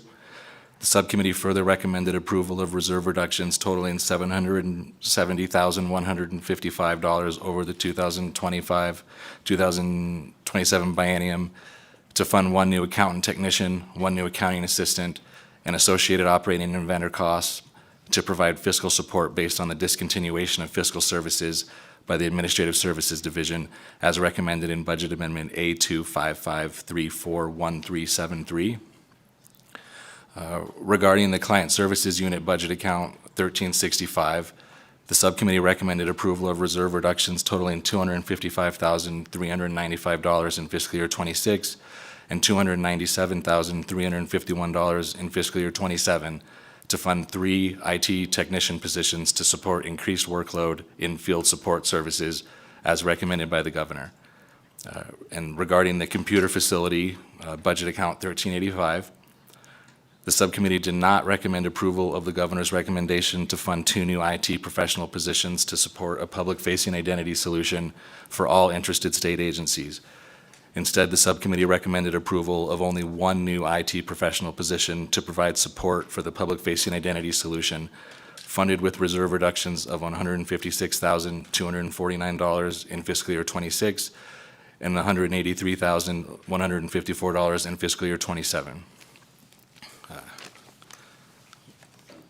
On page 3, the subcommittee also recommended approval of reserve reductions totaling $111,904 in fiscal year '26 and $133,618 in fiscal year '27 to fund one new IT professional position and associated operating costs to provide support for customer agencies seeking to use OCIO-managed public cloud services. In addition, the subcommittee recommended the issuance of a letter of intent directing the OCIO to provide a status update on the implementation, utilization, and cost of the identity solution and the OCIO-managed public cloud environment, and information on the agencies that have transitioned or expressed interest in transitioning to OCIO for these services, and whether new rates or cost pools should be developed to track services and expenditures. The subcommittee recommended the following OCIO budget accounts as recommended by the governor. Recommended closing the following OCIO budget accounts as recommended by the governor with or without technical adjustments, and provided authority for fiscal staff to make technical adjustments as necessary. This is OCIO Data Communications and Network Engineering budget account 1386, the Telecommunications budget account 1387, Network Transport Services budget account 1388, and IT Security budget account 1389. And this concludes the subcommittee closing report. Thank you, Chair Don Darrell Loop. Thank you very much. Are there any questions on this particular item? Seeing none, I'll accept a motion. Thank you, Madam Chair. I move to approve the subcommittee's closing report for the Office of the Chief Information Officer. Thank you very much. Assemblymember Monroe Moreno, second by Senator Wynn. Any discussion on the motion? Seeing none, all those in favor say aye. All those opposed say nay. Motion carries. Thank you very much. And Mr. Weber, thank you. And we will next go to the Department of Tourism and Cultural Affairs, and I'll invite Ms. Johnston up to the table.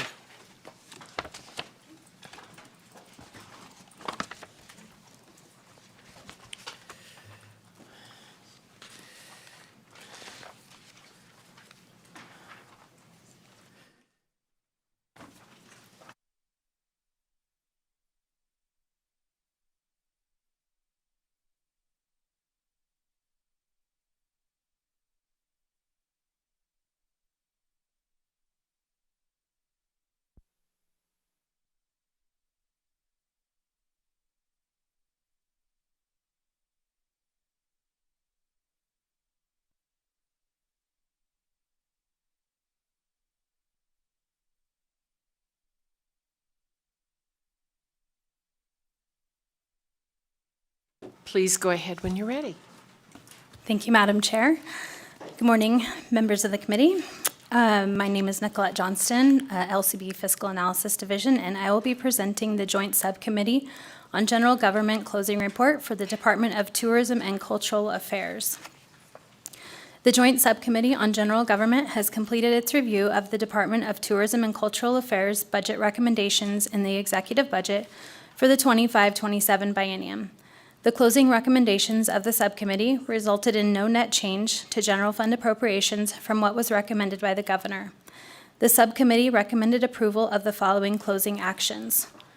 Cultural Affairs Administration Budget Account 225-1520. The subcommittee recommended approval of allocating room tax revenue of $4.4 million over the 25-27 biennium with corresponding reductions in general fund appropriations to the Division of Museums and History budget accounts to increase the share of room tax revenue as ongoing funding for the state museums and the Nevada Historical Society. The subcommittee did not recommend eliminating $3.2 million in room tax revenue transfers over the 25-27 biennium and replacing the funding in the respective budget accounts with general fund appropriations for the Nevada Film Office, the Division of State Parks, and the Stewart Indian Living School Legacy School as recommended by the governor. The subcommittee recommended approval of room tax revenue transfers totaling $500,000 in FY 2026 to the Division of Tourism and Nevada Arts Council to support the America 250 Semi-Quincentennial Initiative, However, the subcommittee did not recommend approval of a room tax revenue transfer of $250,000 to the Division of Museums and History to support the America 250 Semi-Quincentennial Initiative. Finally, the subcommittee recommended approving room tax revenue reserve reductions of $133,381 over the 25-27 biennium as recommended in Budget Amendment A255851520 for 3 position reclassifications, including an unclassified Operations and Finance Manager to a classified Administrative Services Officer 4 position, an unclassified Development Specialist to a classified Information Technology Manager position, and a classified Public Information Officer to an unclassified Development Specialist position, with authority to correct a base budget error and to make other technical adjustments as necessary. Destination Development, Budget Account 225-1523. The subcommittee recommended approval of additional room tax revenue of $500,000 in each year of the 25-27 biennium to increase funding for destination development grants to promote travel and tourism in Nevada as recommended by the governor. Museums and History, Nevada State Museum, Las Vegas, Budget Account 101-2943. The subcommittee recommended approval for total funding of $121,337, $23,054 in general fund appropriations over the 25-27 biennium for a new custodial worker position as recommended by the governor. And the subcommittee recommended not approving the elimination of a retail storekeeper position and associated funding of $159,821 from the Museum Dedicated Trust Fund over the 25-27 biennium, and instead recommending retaining the position and authority in the Nevada State Museum Las Vegas budget account. Museums and History, Nevada State Railroad Museums, Budget Account 101-4216. The subcommittee recommended approval of $306,408, $43,781 in general fund appropriations over the 25-27 biennium for 4 new positions at the Boulder City Railroad Museum, which would include the grounds maintenance worker position beginning in FY 2026 and the retail storekeeper, custodial worker, and part-time museum attendant positions beginning in FY 2027 as recommended in the executive budget, and authority for fiscal staff to make technical adjustments as necessary. The subcommittee recommended approval of all of the other closing items within the Department of Tourism and Cultural Affairs budget accounts as recommended by the governor with technical adjustments noted by staff and authorized fiscal staff to make other technical adjustments as necessary. The subcommittee recommends closing the following Department of Tourism and Cultural Affairs budget accounts as recommended by the governor with technical adjustments as noted by fiscal staff. Division of Tourism, Budget Account 225-1522. Nevada Humanities, Budget Account 101-2894. Museums and History Administration, Budget Account 101-2941. Lost City Museum, Budget Account 101-1350. Nevada Historical Society, Budget Account 101-2870. Nevada State Museum, Carson City, Budget Account 101-2940. And the Nevada Arts Council, Budget Account 101-2979. Thank you, Madam Chair. Thank you very much. And any questions on this? With that, I'll accept a motion. Thank you, Madam Chair.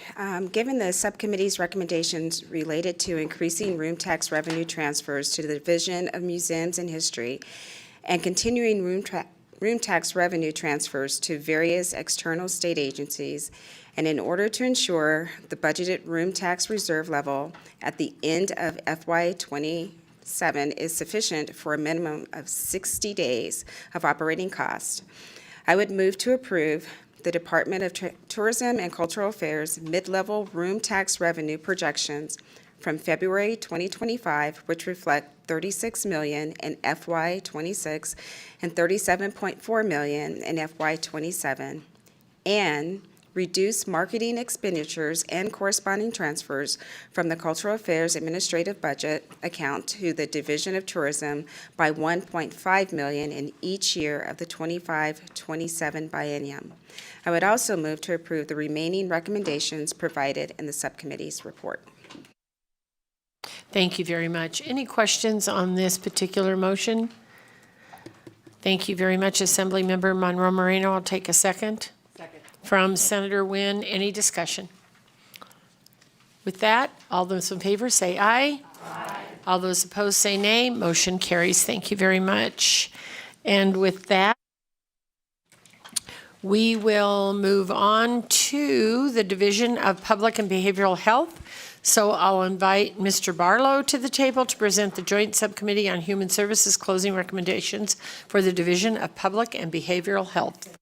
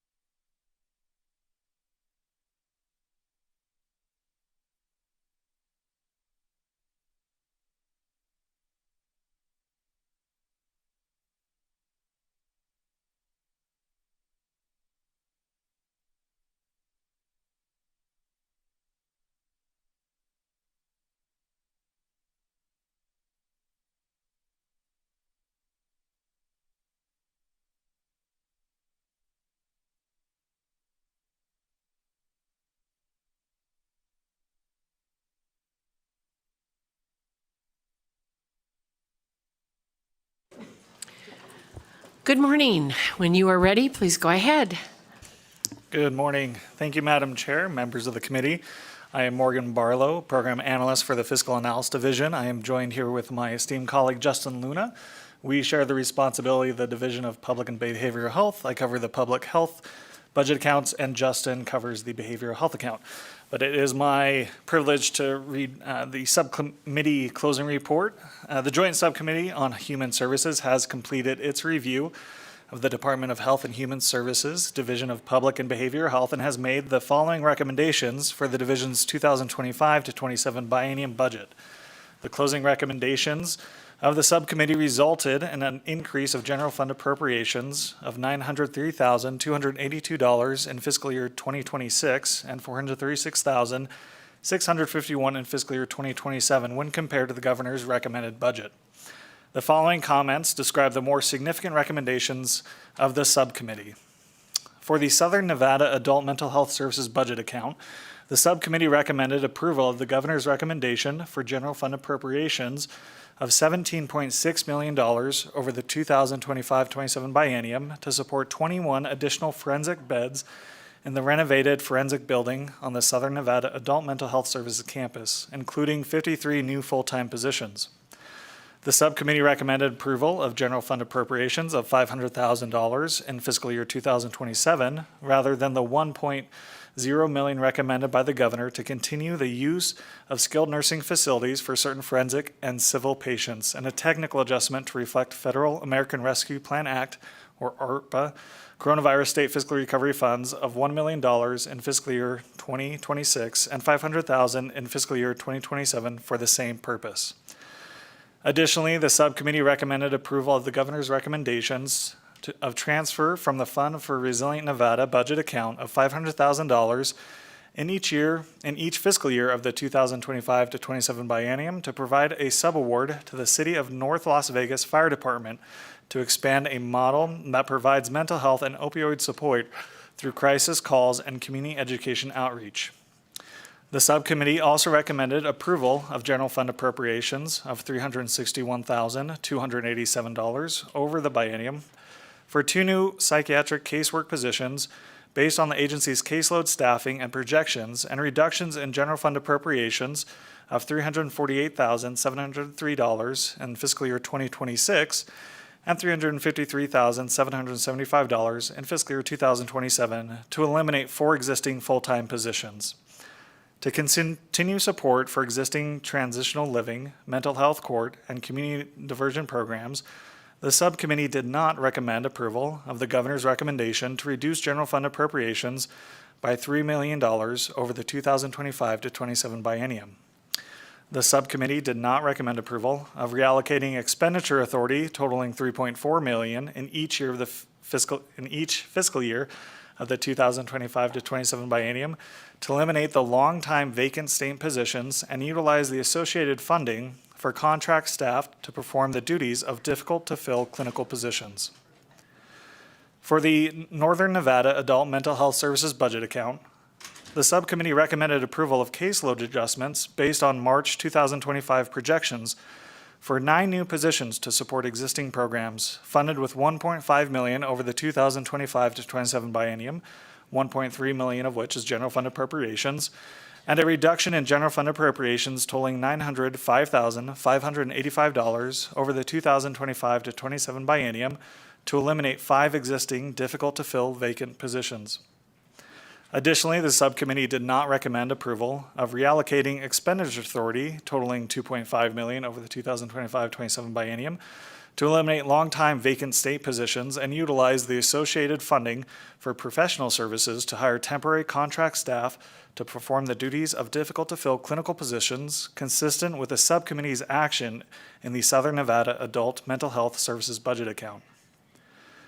For the Behavioral Health Prevention and Treatment budget account, the subcommittee recommended approval of the governor's recommendation to transfer out 3 positions associated with the division's Office of Suicide Prevention to the Crisis Response budget account, including general fund appropriations of $89,569 and tobacco settlement funds of $799,400 included in the executive budget, inclusive of Budget Amendment A25-519-3170.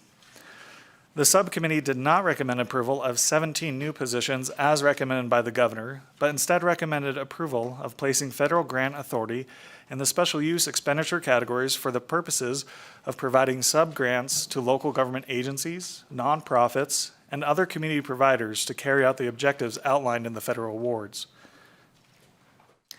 For the Environmental Health Services budget account, the subcommittee recommended approval of eliminating the Environmental Health Services budget account and transferring its associated services, revenues, expenditures, and personnel to the State Department of Agriculture's Dairy Fund and to the Healthcare Facilities Regulation Program, contingent upon passage and approval of enabling legislation as recommended by the governor.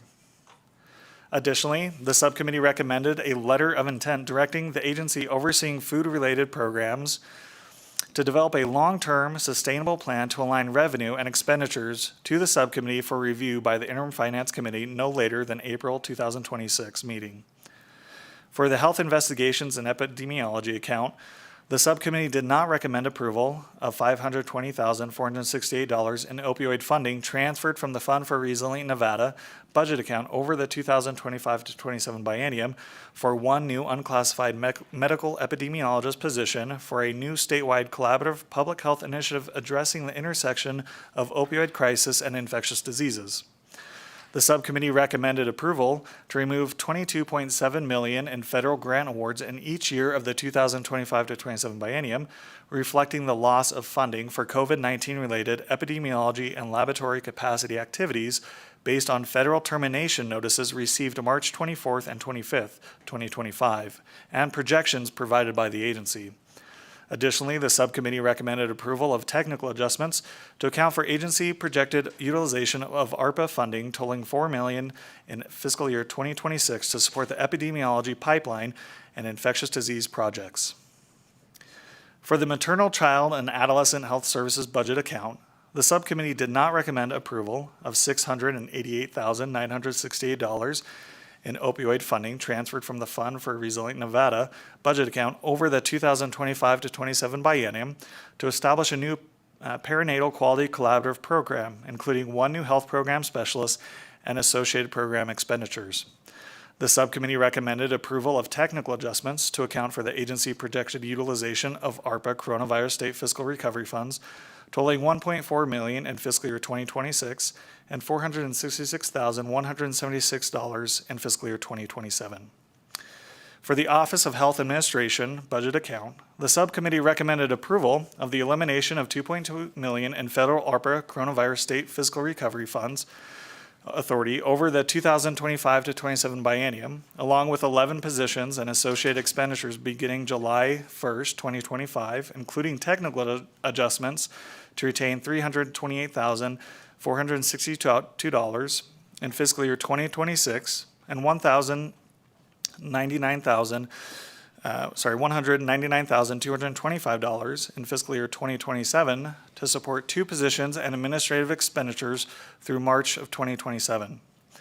Additionally, the subcommittee recommended approval of $1.8 million over the 2025 to 27 biennium to continue 8 positions previously funded with ARPA coronavirus state fiscal recovery funds.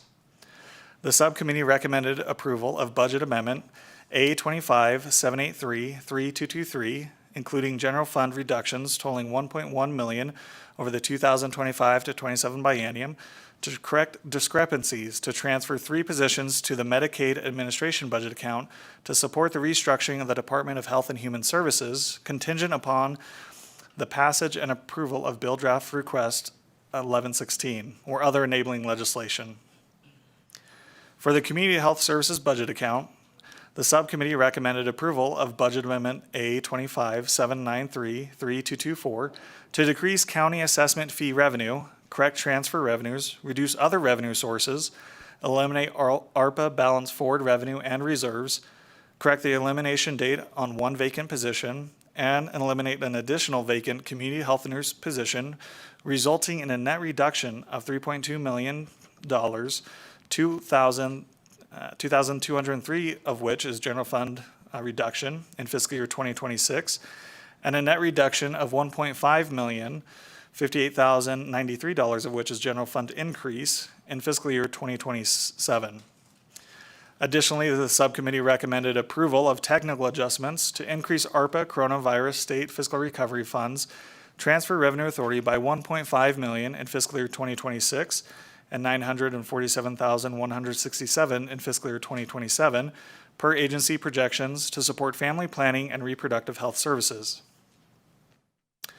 For the Public Health Improvements budget account, the subcommittee recommended approval of $7.5 million in general fund appropriations each year of the 2025 to 27 biennium to support public health districts and recommended separate expenditure categories for each associated public health district, as well as an allotment for the division to disperse to other counties to support public health to improve transparency. The recommendation included a letter of intent requiring the agency to submit an annual report to the Interim Finance Committee, incorporating the original reporting elements from Senate Bill 118 of the 2023 legislative session.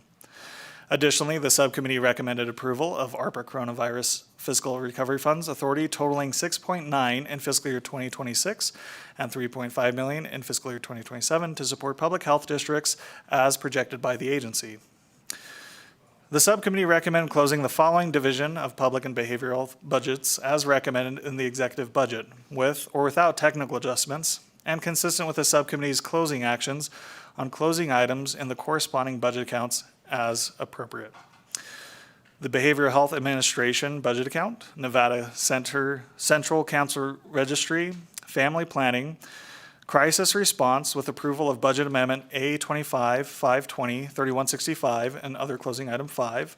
The Health Statistics and Planning, Low-Level Radioactive Waste Budget Account, Problem Gambling, the Immunization Program with an approval of other item 7 with Budget Amendment A25-510-3213.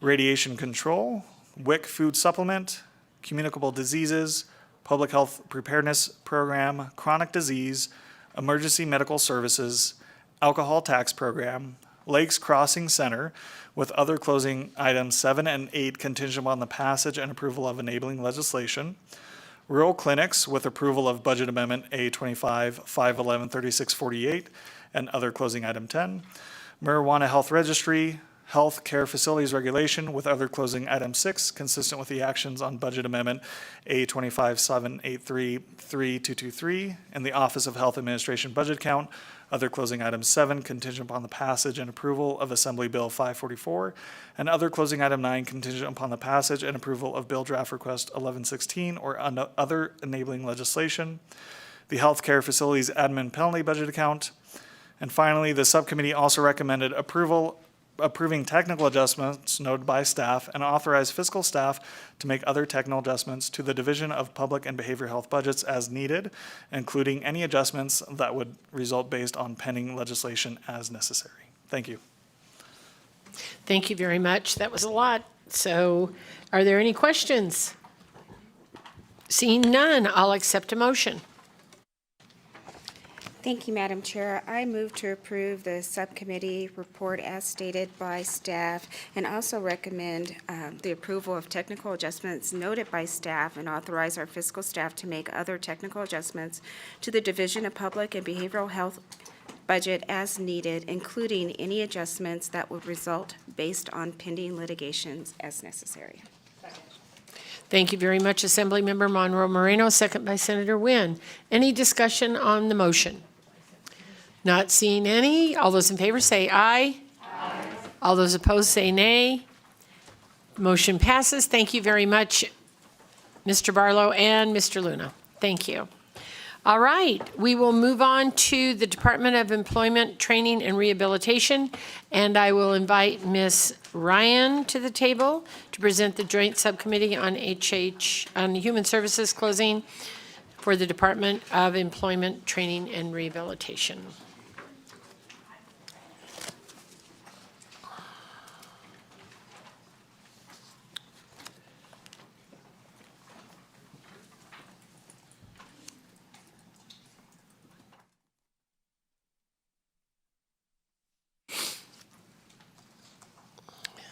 And please go ahead when ready.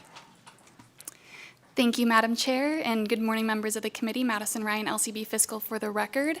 I will be presenting the Joint Subcommittee on Human Services closing report this morning. The Joint Subcommittee on Human Services has completed its review of the budget accounts for the Department of Employment, Training, and Rehabilitation.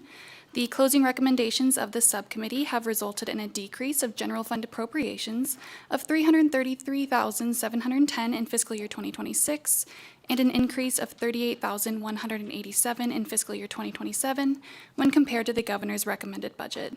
The subcommittee recommended approval of the following closing actions. For the Disability Adjudication Budget Account 3269, the subcommittee recommended approval of the governor's recommendation for Federal Social Security Administration Funds Authority of $1.1 million in fiscal year 2026 and $1.3 million in fiscal year 2027, inclusive of technical adjustments, for hiring authority of 10 new disability adjudicator positions, 2 new disability adjudicator supervisor positions, 2 new quality control specialist positions, and to continue funding 1 existing rehabilitation technician position to increase workload capacity to address current and future backlogs. The subcommittee also recommended approval of the governor's recommendation for Federal Social Security Administration Funds Authority of $1.5 million over the 2025-27 biennium for 5 new administrative assistant positions, 2 new accounting assistant positions, 1 new IT professional position, and 3 new rehabilitation technician positions to address delays and backlogs in the agency's support units. Finally, the subcommittee recommended approval of the governor's recommendation for Federal Social Security Administration Funds Authority of $148,157 in fiscal year 2026 and $192,131 in fiscal year 2027 for 2 new training officer positions to provide training and maintain a continuing education program for staff within the agency. The Vocational Rehabilitation Budget Account 3265, the subcommittee recommended approval of general fund appropriations of $364,526 and federal Section 110 grant funds of $1.3 million over the 2025-27 biennium, as amended by Budget Amendment A25-390-3265, for 1 new rehabilitation technician position, 6 new vocational rehabilitation counselor positions, 1 new program officer position, 1 new vocational rehabilitation supervisor position, and 1 new rehabilitation chief position, as recommended by the governor, to address a projected increase in eligible individuals receiving rehabilitation services through the vocational rehabilitation program.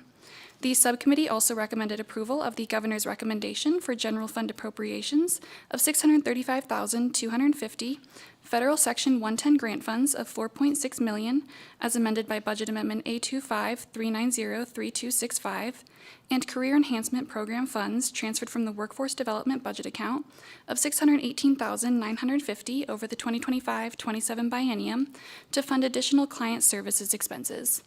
Additionally, the subcommittee recommended approval of the governor's recommendation for general fund appropriations of $623,630 and federal Section 110 grant funds of $2.3 million over the 2025-27 biennium, as amended by Budget Amendment A25-390-3265, to fund additional pre-employment transition services expenses.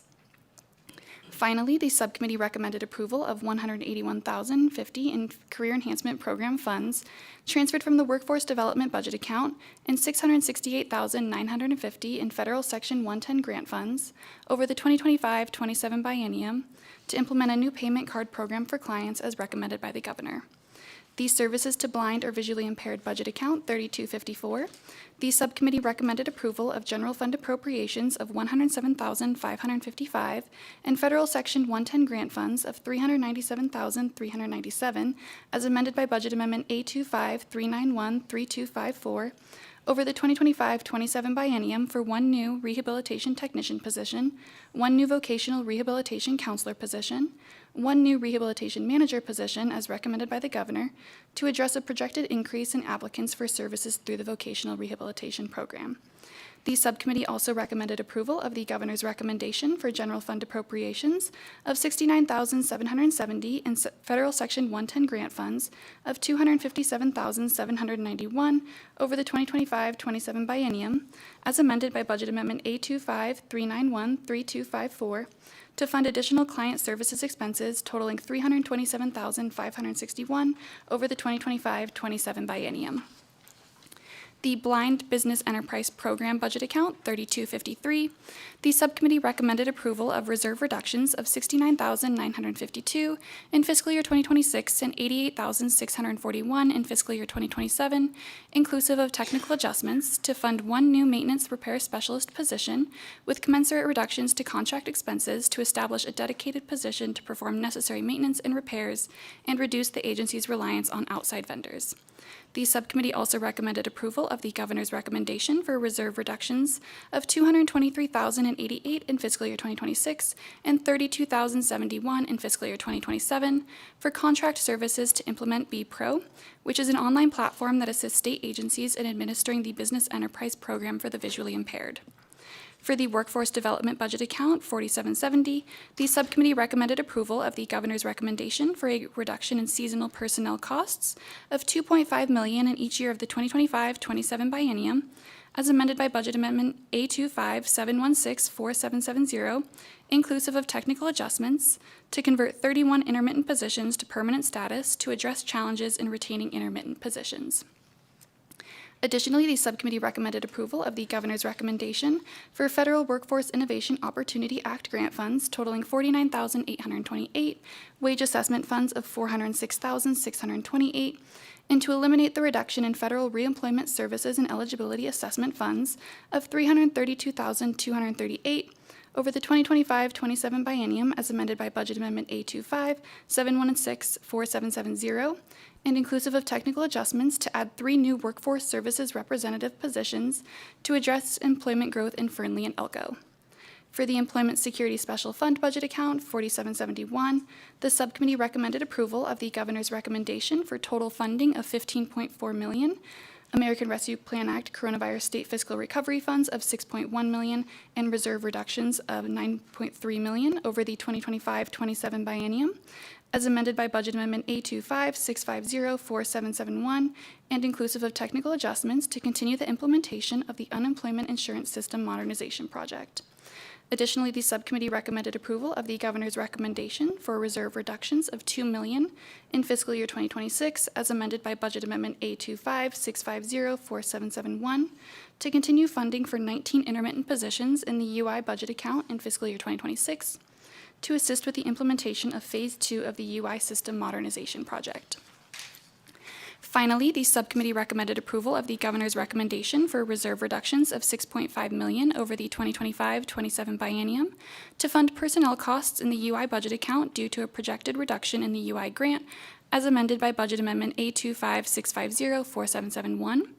For the Unemployment Insurance Budget Account 4772, the subcommittee recommended approval of Federal U.S. Department of Labor Administrative UI grant funds of $29.8 million in fiscal year 2026 and $29.7 million in fiscal year 2027, as originally submitted by the Governor, and to not approve Budget Amendment A25-706-4772, recommended approval of child support intercept work histories revenue of $89,530 in each year of the 2025-27 biennium, inclusive of technical adjustments, and to increase fund transfers from the Employment Security Special Fund budget account by $304,073 in fiscal year 2026 and $310,916 in fiscal year 2027 to offset revenue reductions related to the child support intercept work histories and transfer from welfare revenues.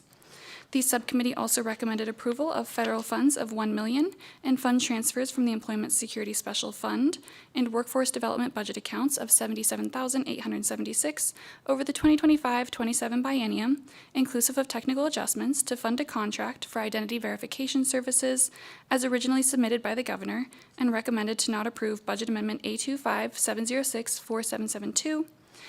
The Administration Budget Account 3272, the subcommittee recommended approval of the governor's recommendation for cost allocation reimbursements of $148,166 in fiscal year 2026 and $185,819 in fiscal year 2027, inclusive of technical adjustments to fund one new accountant technician position and one new management analyst position to support the agency's financial management unit.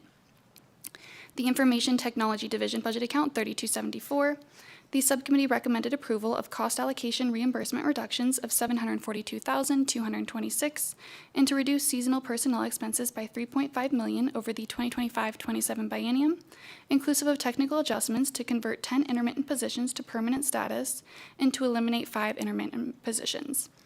The subcommittee recommended closing the following Department of Employment Training and Rehabilitation budget accounts, as recommended by the governor with minor technical adjustments. The Rehabilitation Administration budget account 3268, the ESD Administration budget account 4773, the Office of Workforce Innovation budget account 1004, the Nevada P20 Workforce Reporting budget account 3270, and the Equal Rights Commission budget account 2580, in the Research and Analysis budget account 3273, with approval of other closing item 4 as amended in Budget Amendment A25-389-3273, and the subcommittee also recommended authority for fiscal staff to make other technical adjustments to the Dieter budget accounts as necessary. Thank you, Madam Chair. Thank you very much. Any questions on this account? Seeing none, I'll accept a motion. Thank you, Madam Chair. I move to approve the Joint Subcommittee's closing report for the Department of Employment, Training, and Rehabilitation, and also give fiscal staff authority to make other technical adjustments to the Dieter budget accounts as necessary. Thank you very much. Assemblymember Monroe Moreno, second by Senator Wynn. Any discussion on that motion? All those in favor say aye. Aye. All those opposed say nay.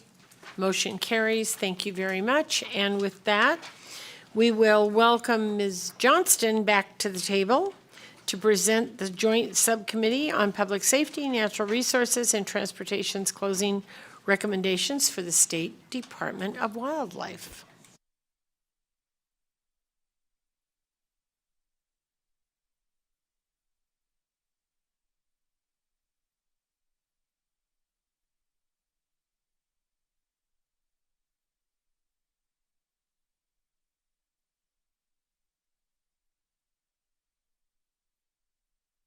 And you may go ahead when you're ready. Thank you, Madam Chair.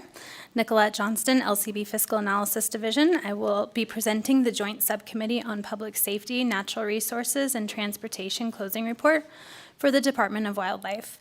The Joint Subcommittee on Public Safety, Natural Resources, and Transportation has completed its review of the Department of Wildlife budget recommendations in the executive budget for the 25-27 biennium. The closing recommendations of the subcommittee resulted in a decrease of general fund appropriations of $500,000 in each year of the 25-27 biennium when compared to the governor's recommended budget. The subcommittee recommended approval of the following closing actions. Director's Office, Budget Account 4460, the subcommittee recommended approving total funding of $317,816, $222,357 in transfers of sportsman's revenue, and $95,459 in federal grant funds over the 25-27 biennium for a new construction project coordinator position at a grade 35, step 7, and to reclassify one maintenance repair worker position to a construction project coordinator position to improve the oversight and coordination of construction and maintenance projects in the department. The subcommittee further recommended approving funding of $57,822 $43,945 in transfers of sportsmen's revenue, and $13,877 in federal grant funds over the 25-27 biennium for increased in-state and out-of-state travel expenses, which would result in a total of $263,590 over the 25-27 biennium for travel expenses in the Director's Office. The Data and Technology Services Budget Account 4461, the subcommittee recommended approval of the Governor's recommendation to implement a new centralized database system to manage wildlife data funded with transfers of sportsmen's revenue of $2.5 million over the 25-27 biennium, and that the funding be approved as one-time funding and therefore be removed from the base budget in the agency's requested budget for the 27-29 biennium. The subcommittee further recommended approval of the Governor's recommendation to implement a new permit data program for non-game species funded with sportsmen's revenue of $28,860 in each year of the 25-27 biennium.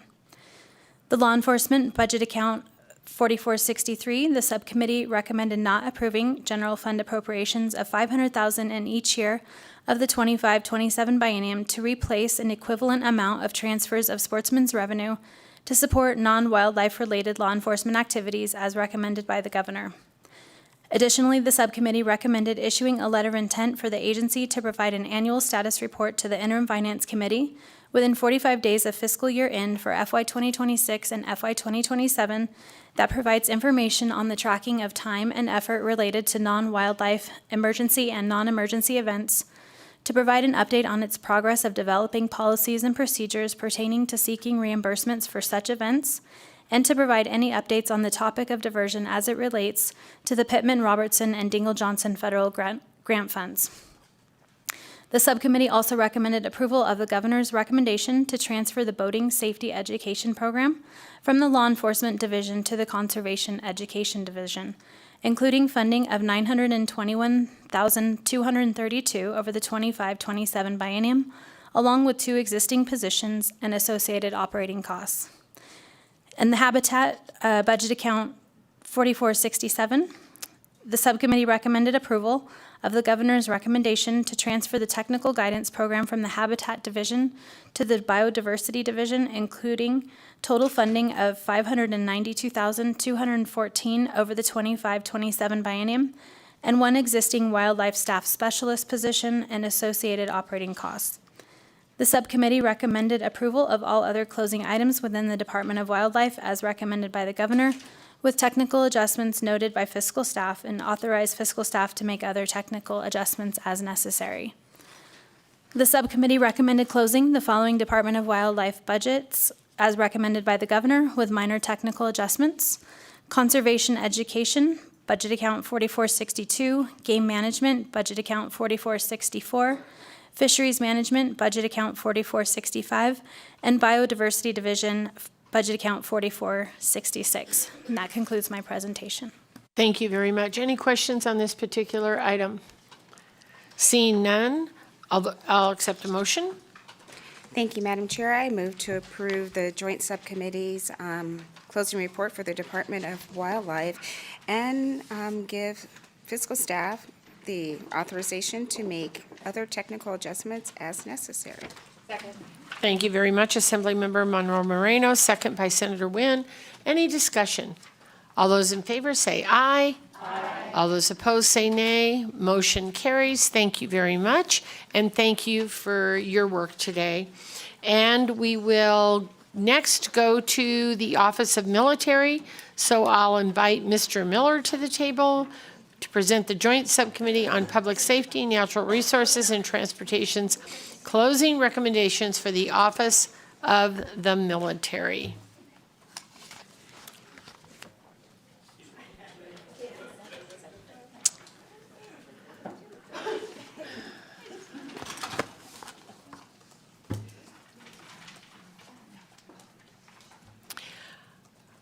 All right, go ahead, please.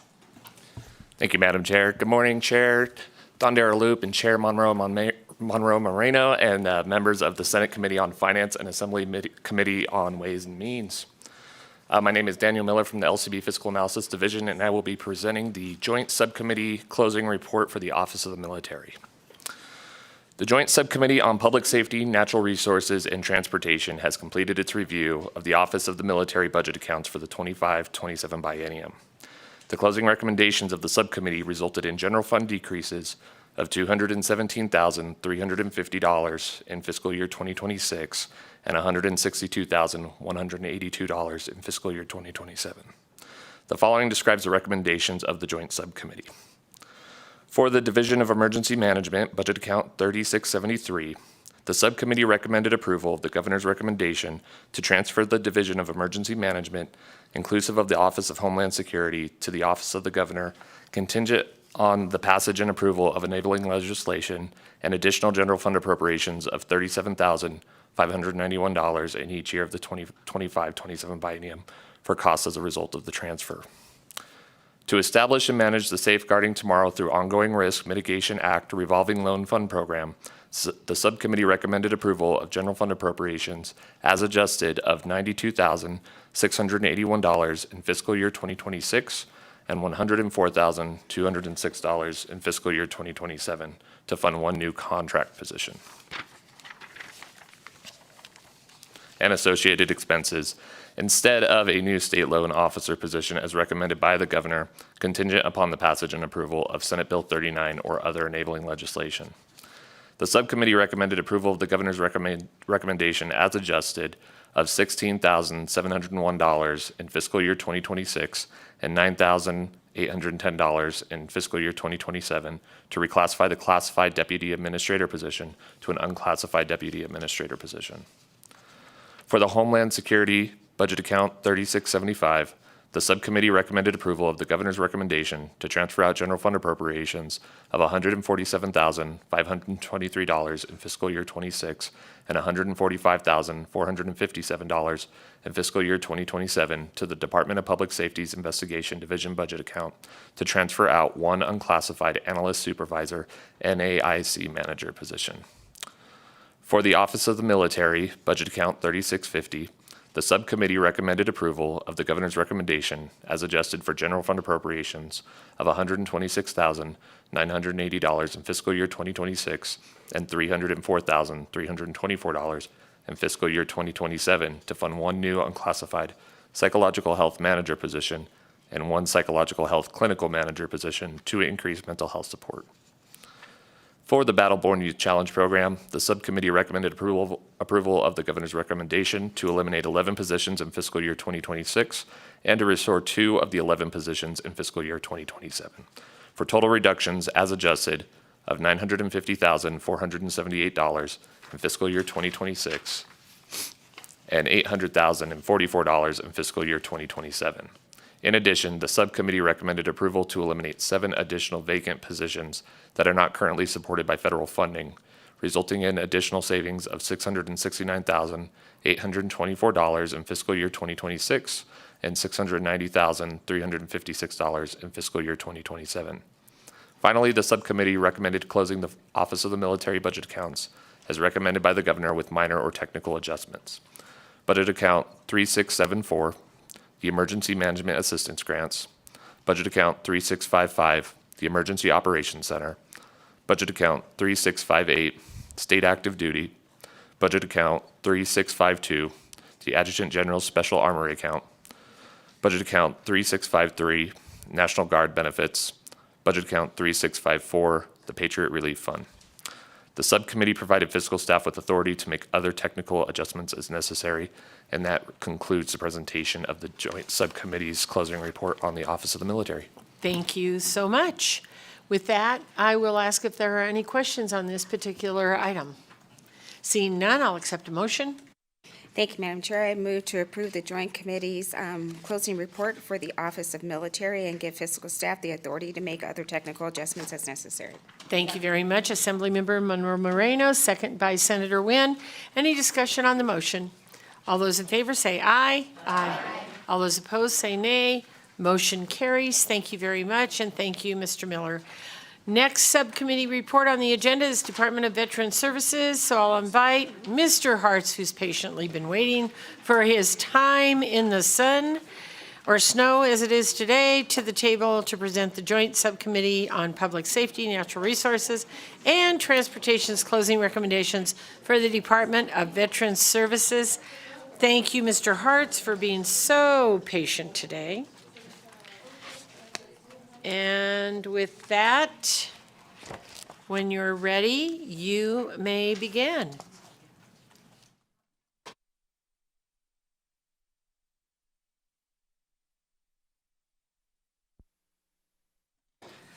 Thank you, Madam Chair, members of the committee. For the record, Alex Hartz, LCB Fiscal Analysis Division.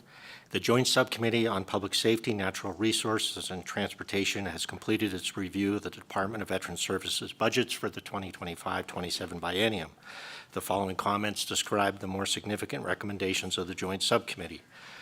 For the Department of Veterans Services Budget 101-2560, the subcommittee recommended approval of Budget Amendment A255322560 to revise a new unclassified Program Development Coordinator position to a new classified Veterans Services Officer position, resulting in general fund savings of $42,566 over the 2025-27 biennium.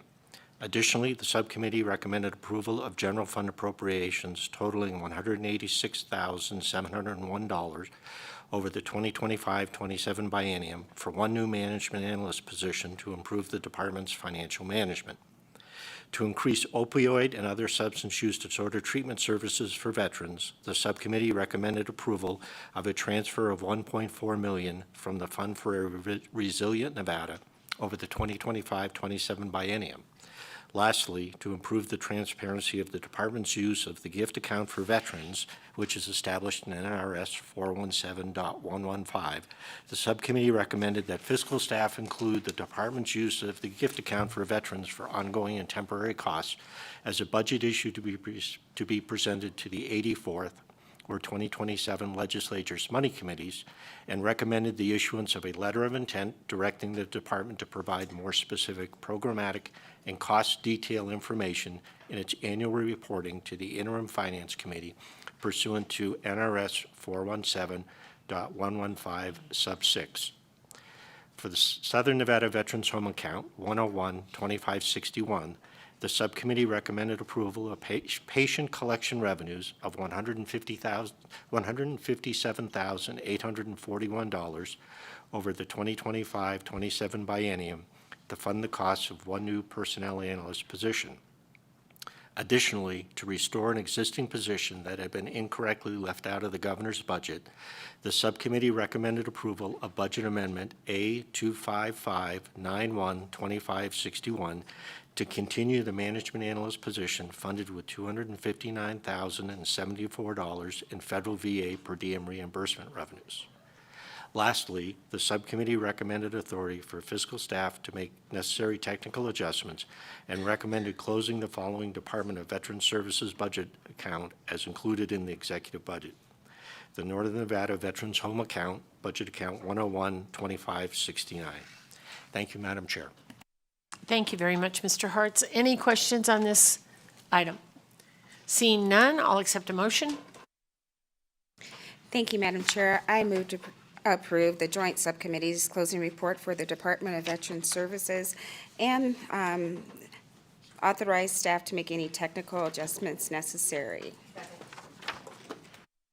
Thank you very much, Assemblymember Monroe Moreno, second by Senator Wynn. Any question or any discussion on the motion? All those in favor say aye. Aye. All those opposed say nay. Motion passes. Thank you, Mr. Hartz. And the last subcommittee report on the agenda is Silver State Health Insurance Exchange. So Mr. Barlow, back at the table, please. And he will present the Joint Subcommittee on General Government's closing recommendations for the Silver State Health Insurance Exchange. Please begin when you are ready.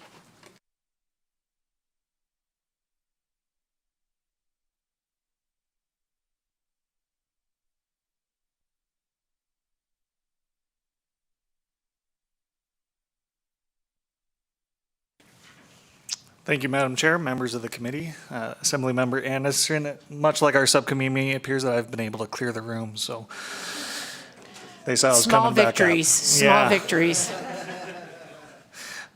Once again, Morgan Barlow, Fiscal Analyst Division, here to present the Joint Subcommittee on General Government's report on the Silver State Health Insurance Exchange, their administration budget account. The subcommittee has completed its review for the 2025 to 27 biennium, and the following comments describe the more significant recommendations of the Joint Subcommittee on General Government for the Silver State Health Insurance Exchange Administration budget account. The subcommittee recommended approval of the governor's recommendation of one new management analyst position and associated expenses funded with reserve reductions of $209,815 over the 2025 to 27 biennium to provide support for the workload related to Affordable Care Act plan certification for health and dental carriers and associated plans offered through the Nevada Health Link Marketplace.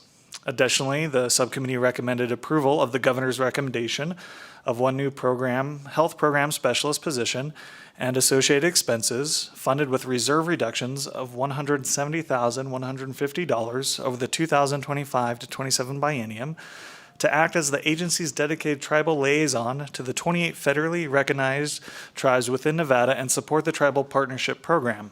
Finally, the subcommittee recommended authorization for fiscal staff to make technical adjustments for the Silver State Health Insurance Exchange budget account as necessary. And that concludes the report. Thank you very much. Any questions? If not, I'll accept a motion. Thank you, Madam Chair. I move to approve the subcommittee's closing report for the Silver State Health Insurance Exchange and also authorize fiscal staff to make any technical adjustments necessary. Thank you very much. Assemblymember Monroe Moreno, a second by Senator Nguyen. Any discussion? All those in favor say aye. Aye. All those opposed say nay. Motion carries. Thank you very much for your time today. This brings us to our last item on the agenda, public comment. For those of you providing public comment, please remember to state and spell your name. If you are online, please dial 888-475-4499. And when prompted to provide the meeting ID, please enter 824-1861-7989 and then press pound. And when prompted for participant ID, please press pound. With that, is there anyone here in Carson City? I will take anyone in Las Vegas, and I will take anyone on the phone line. AVH, when you're ready. Thank you, Chair. To provide public comment, please press *9 now to take your place in the queue.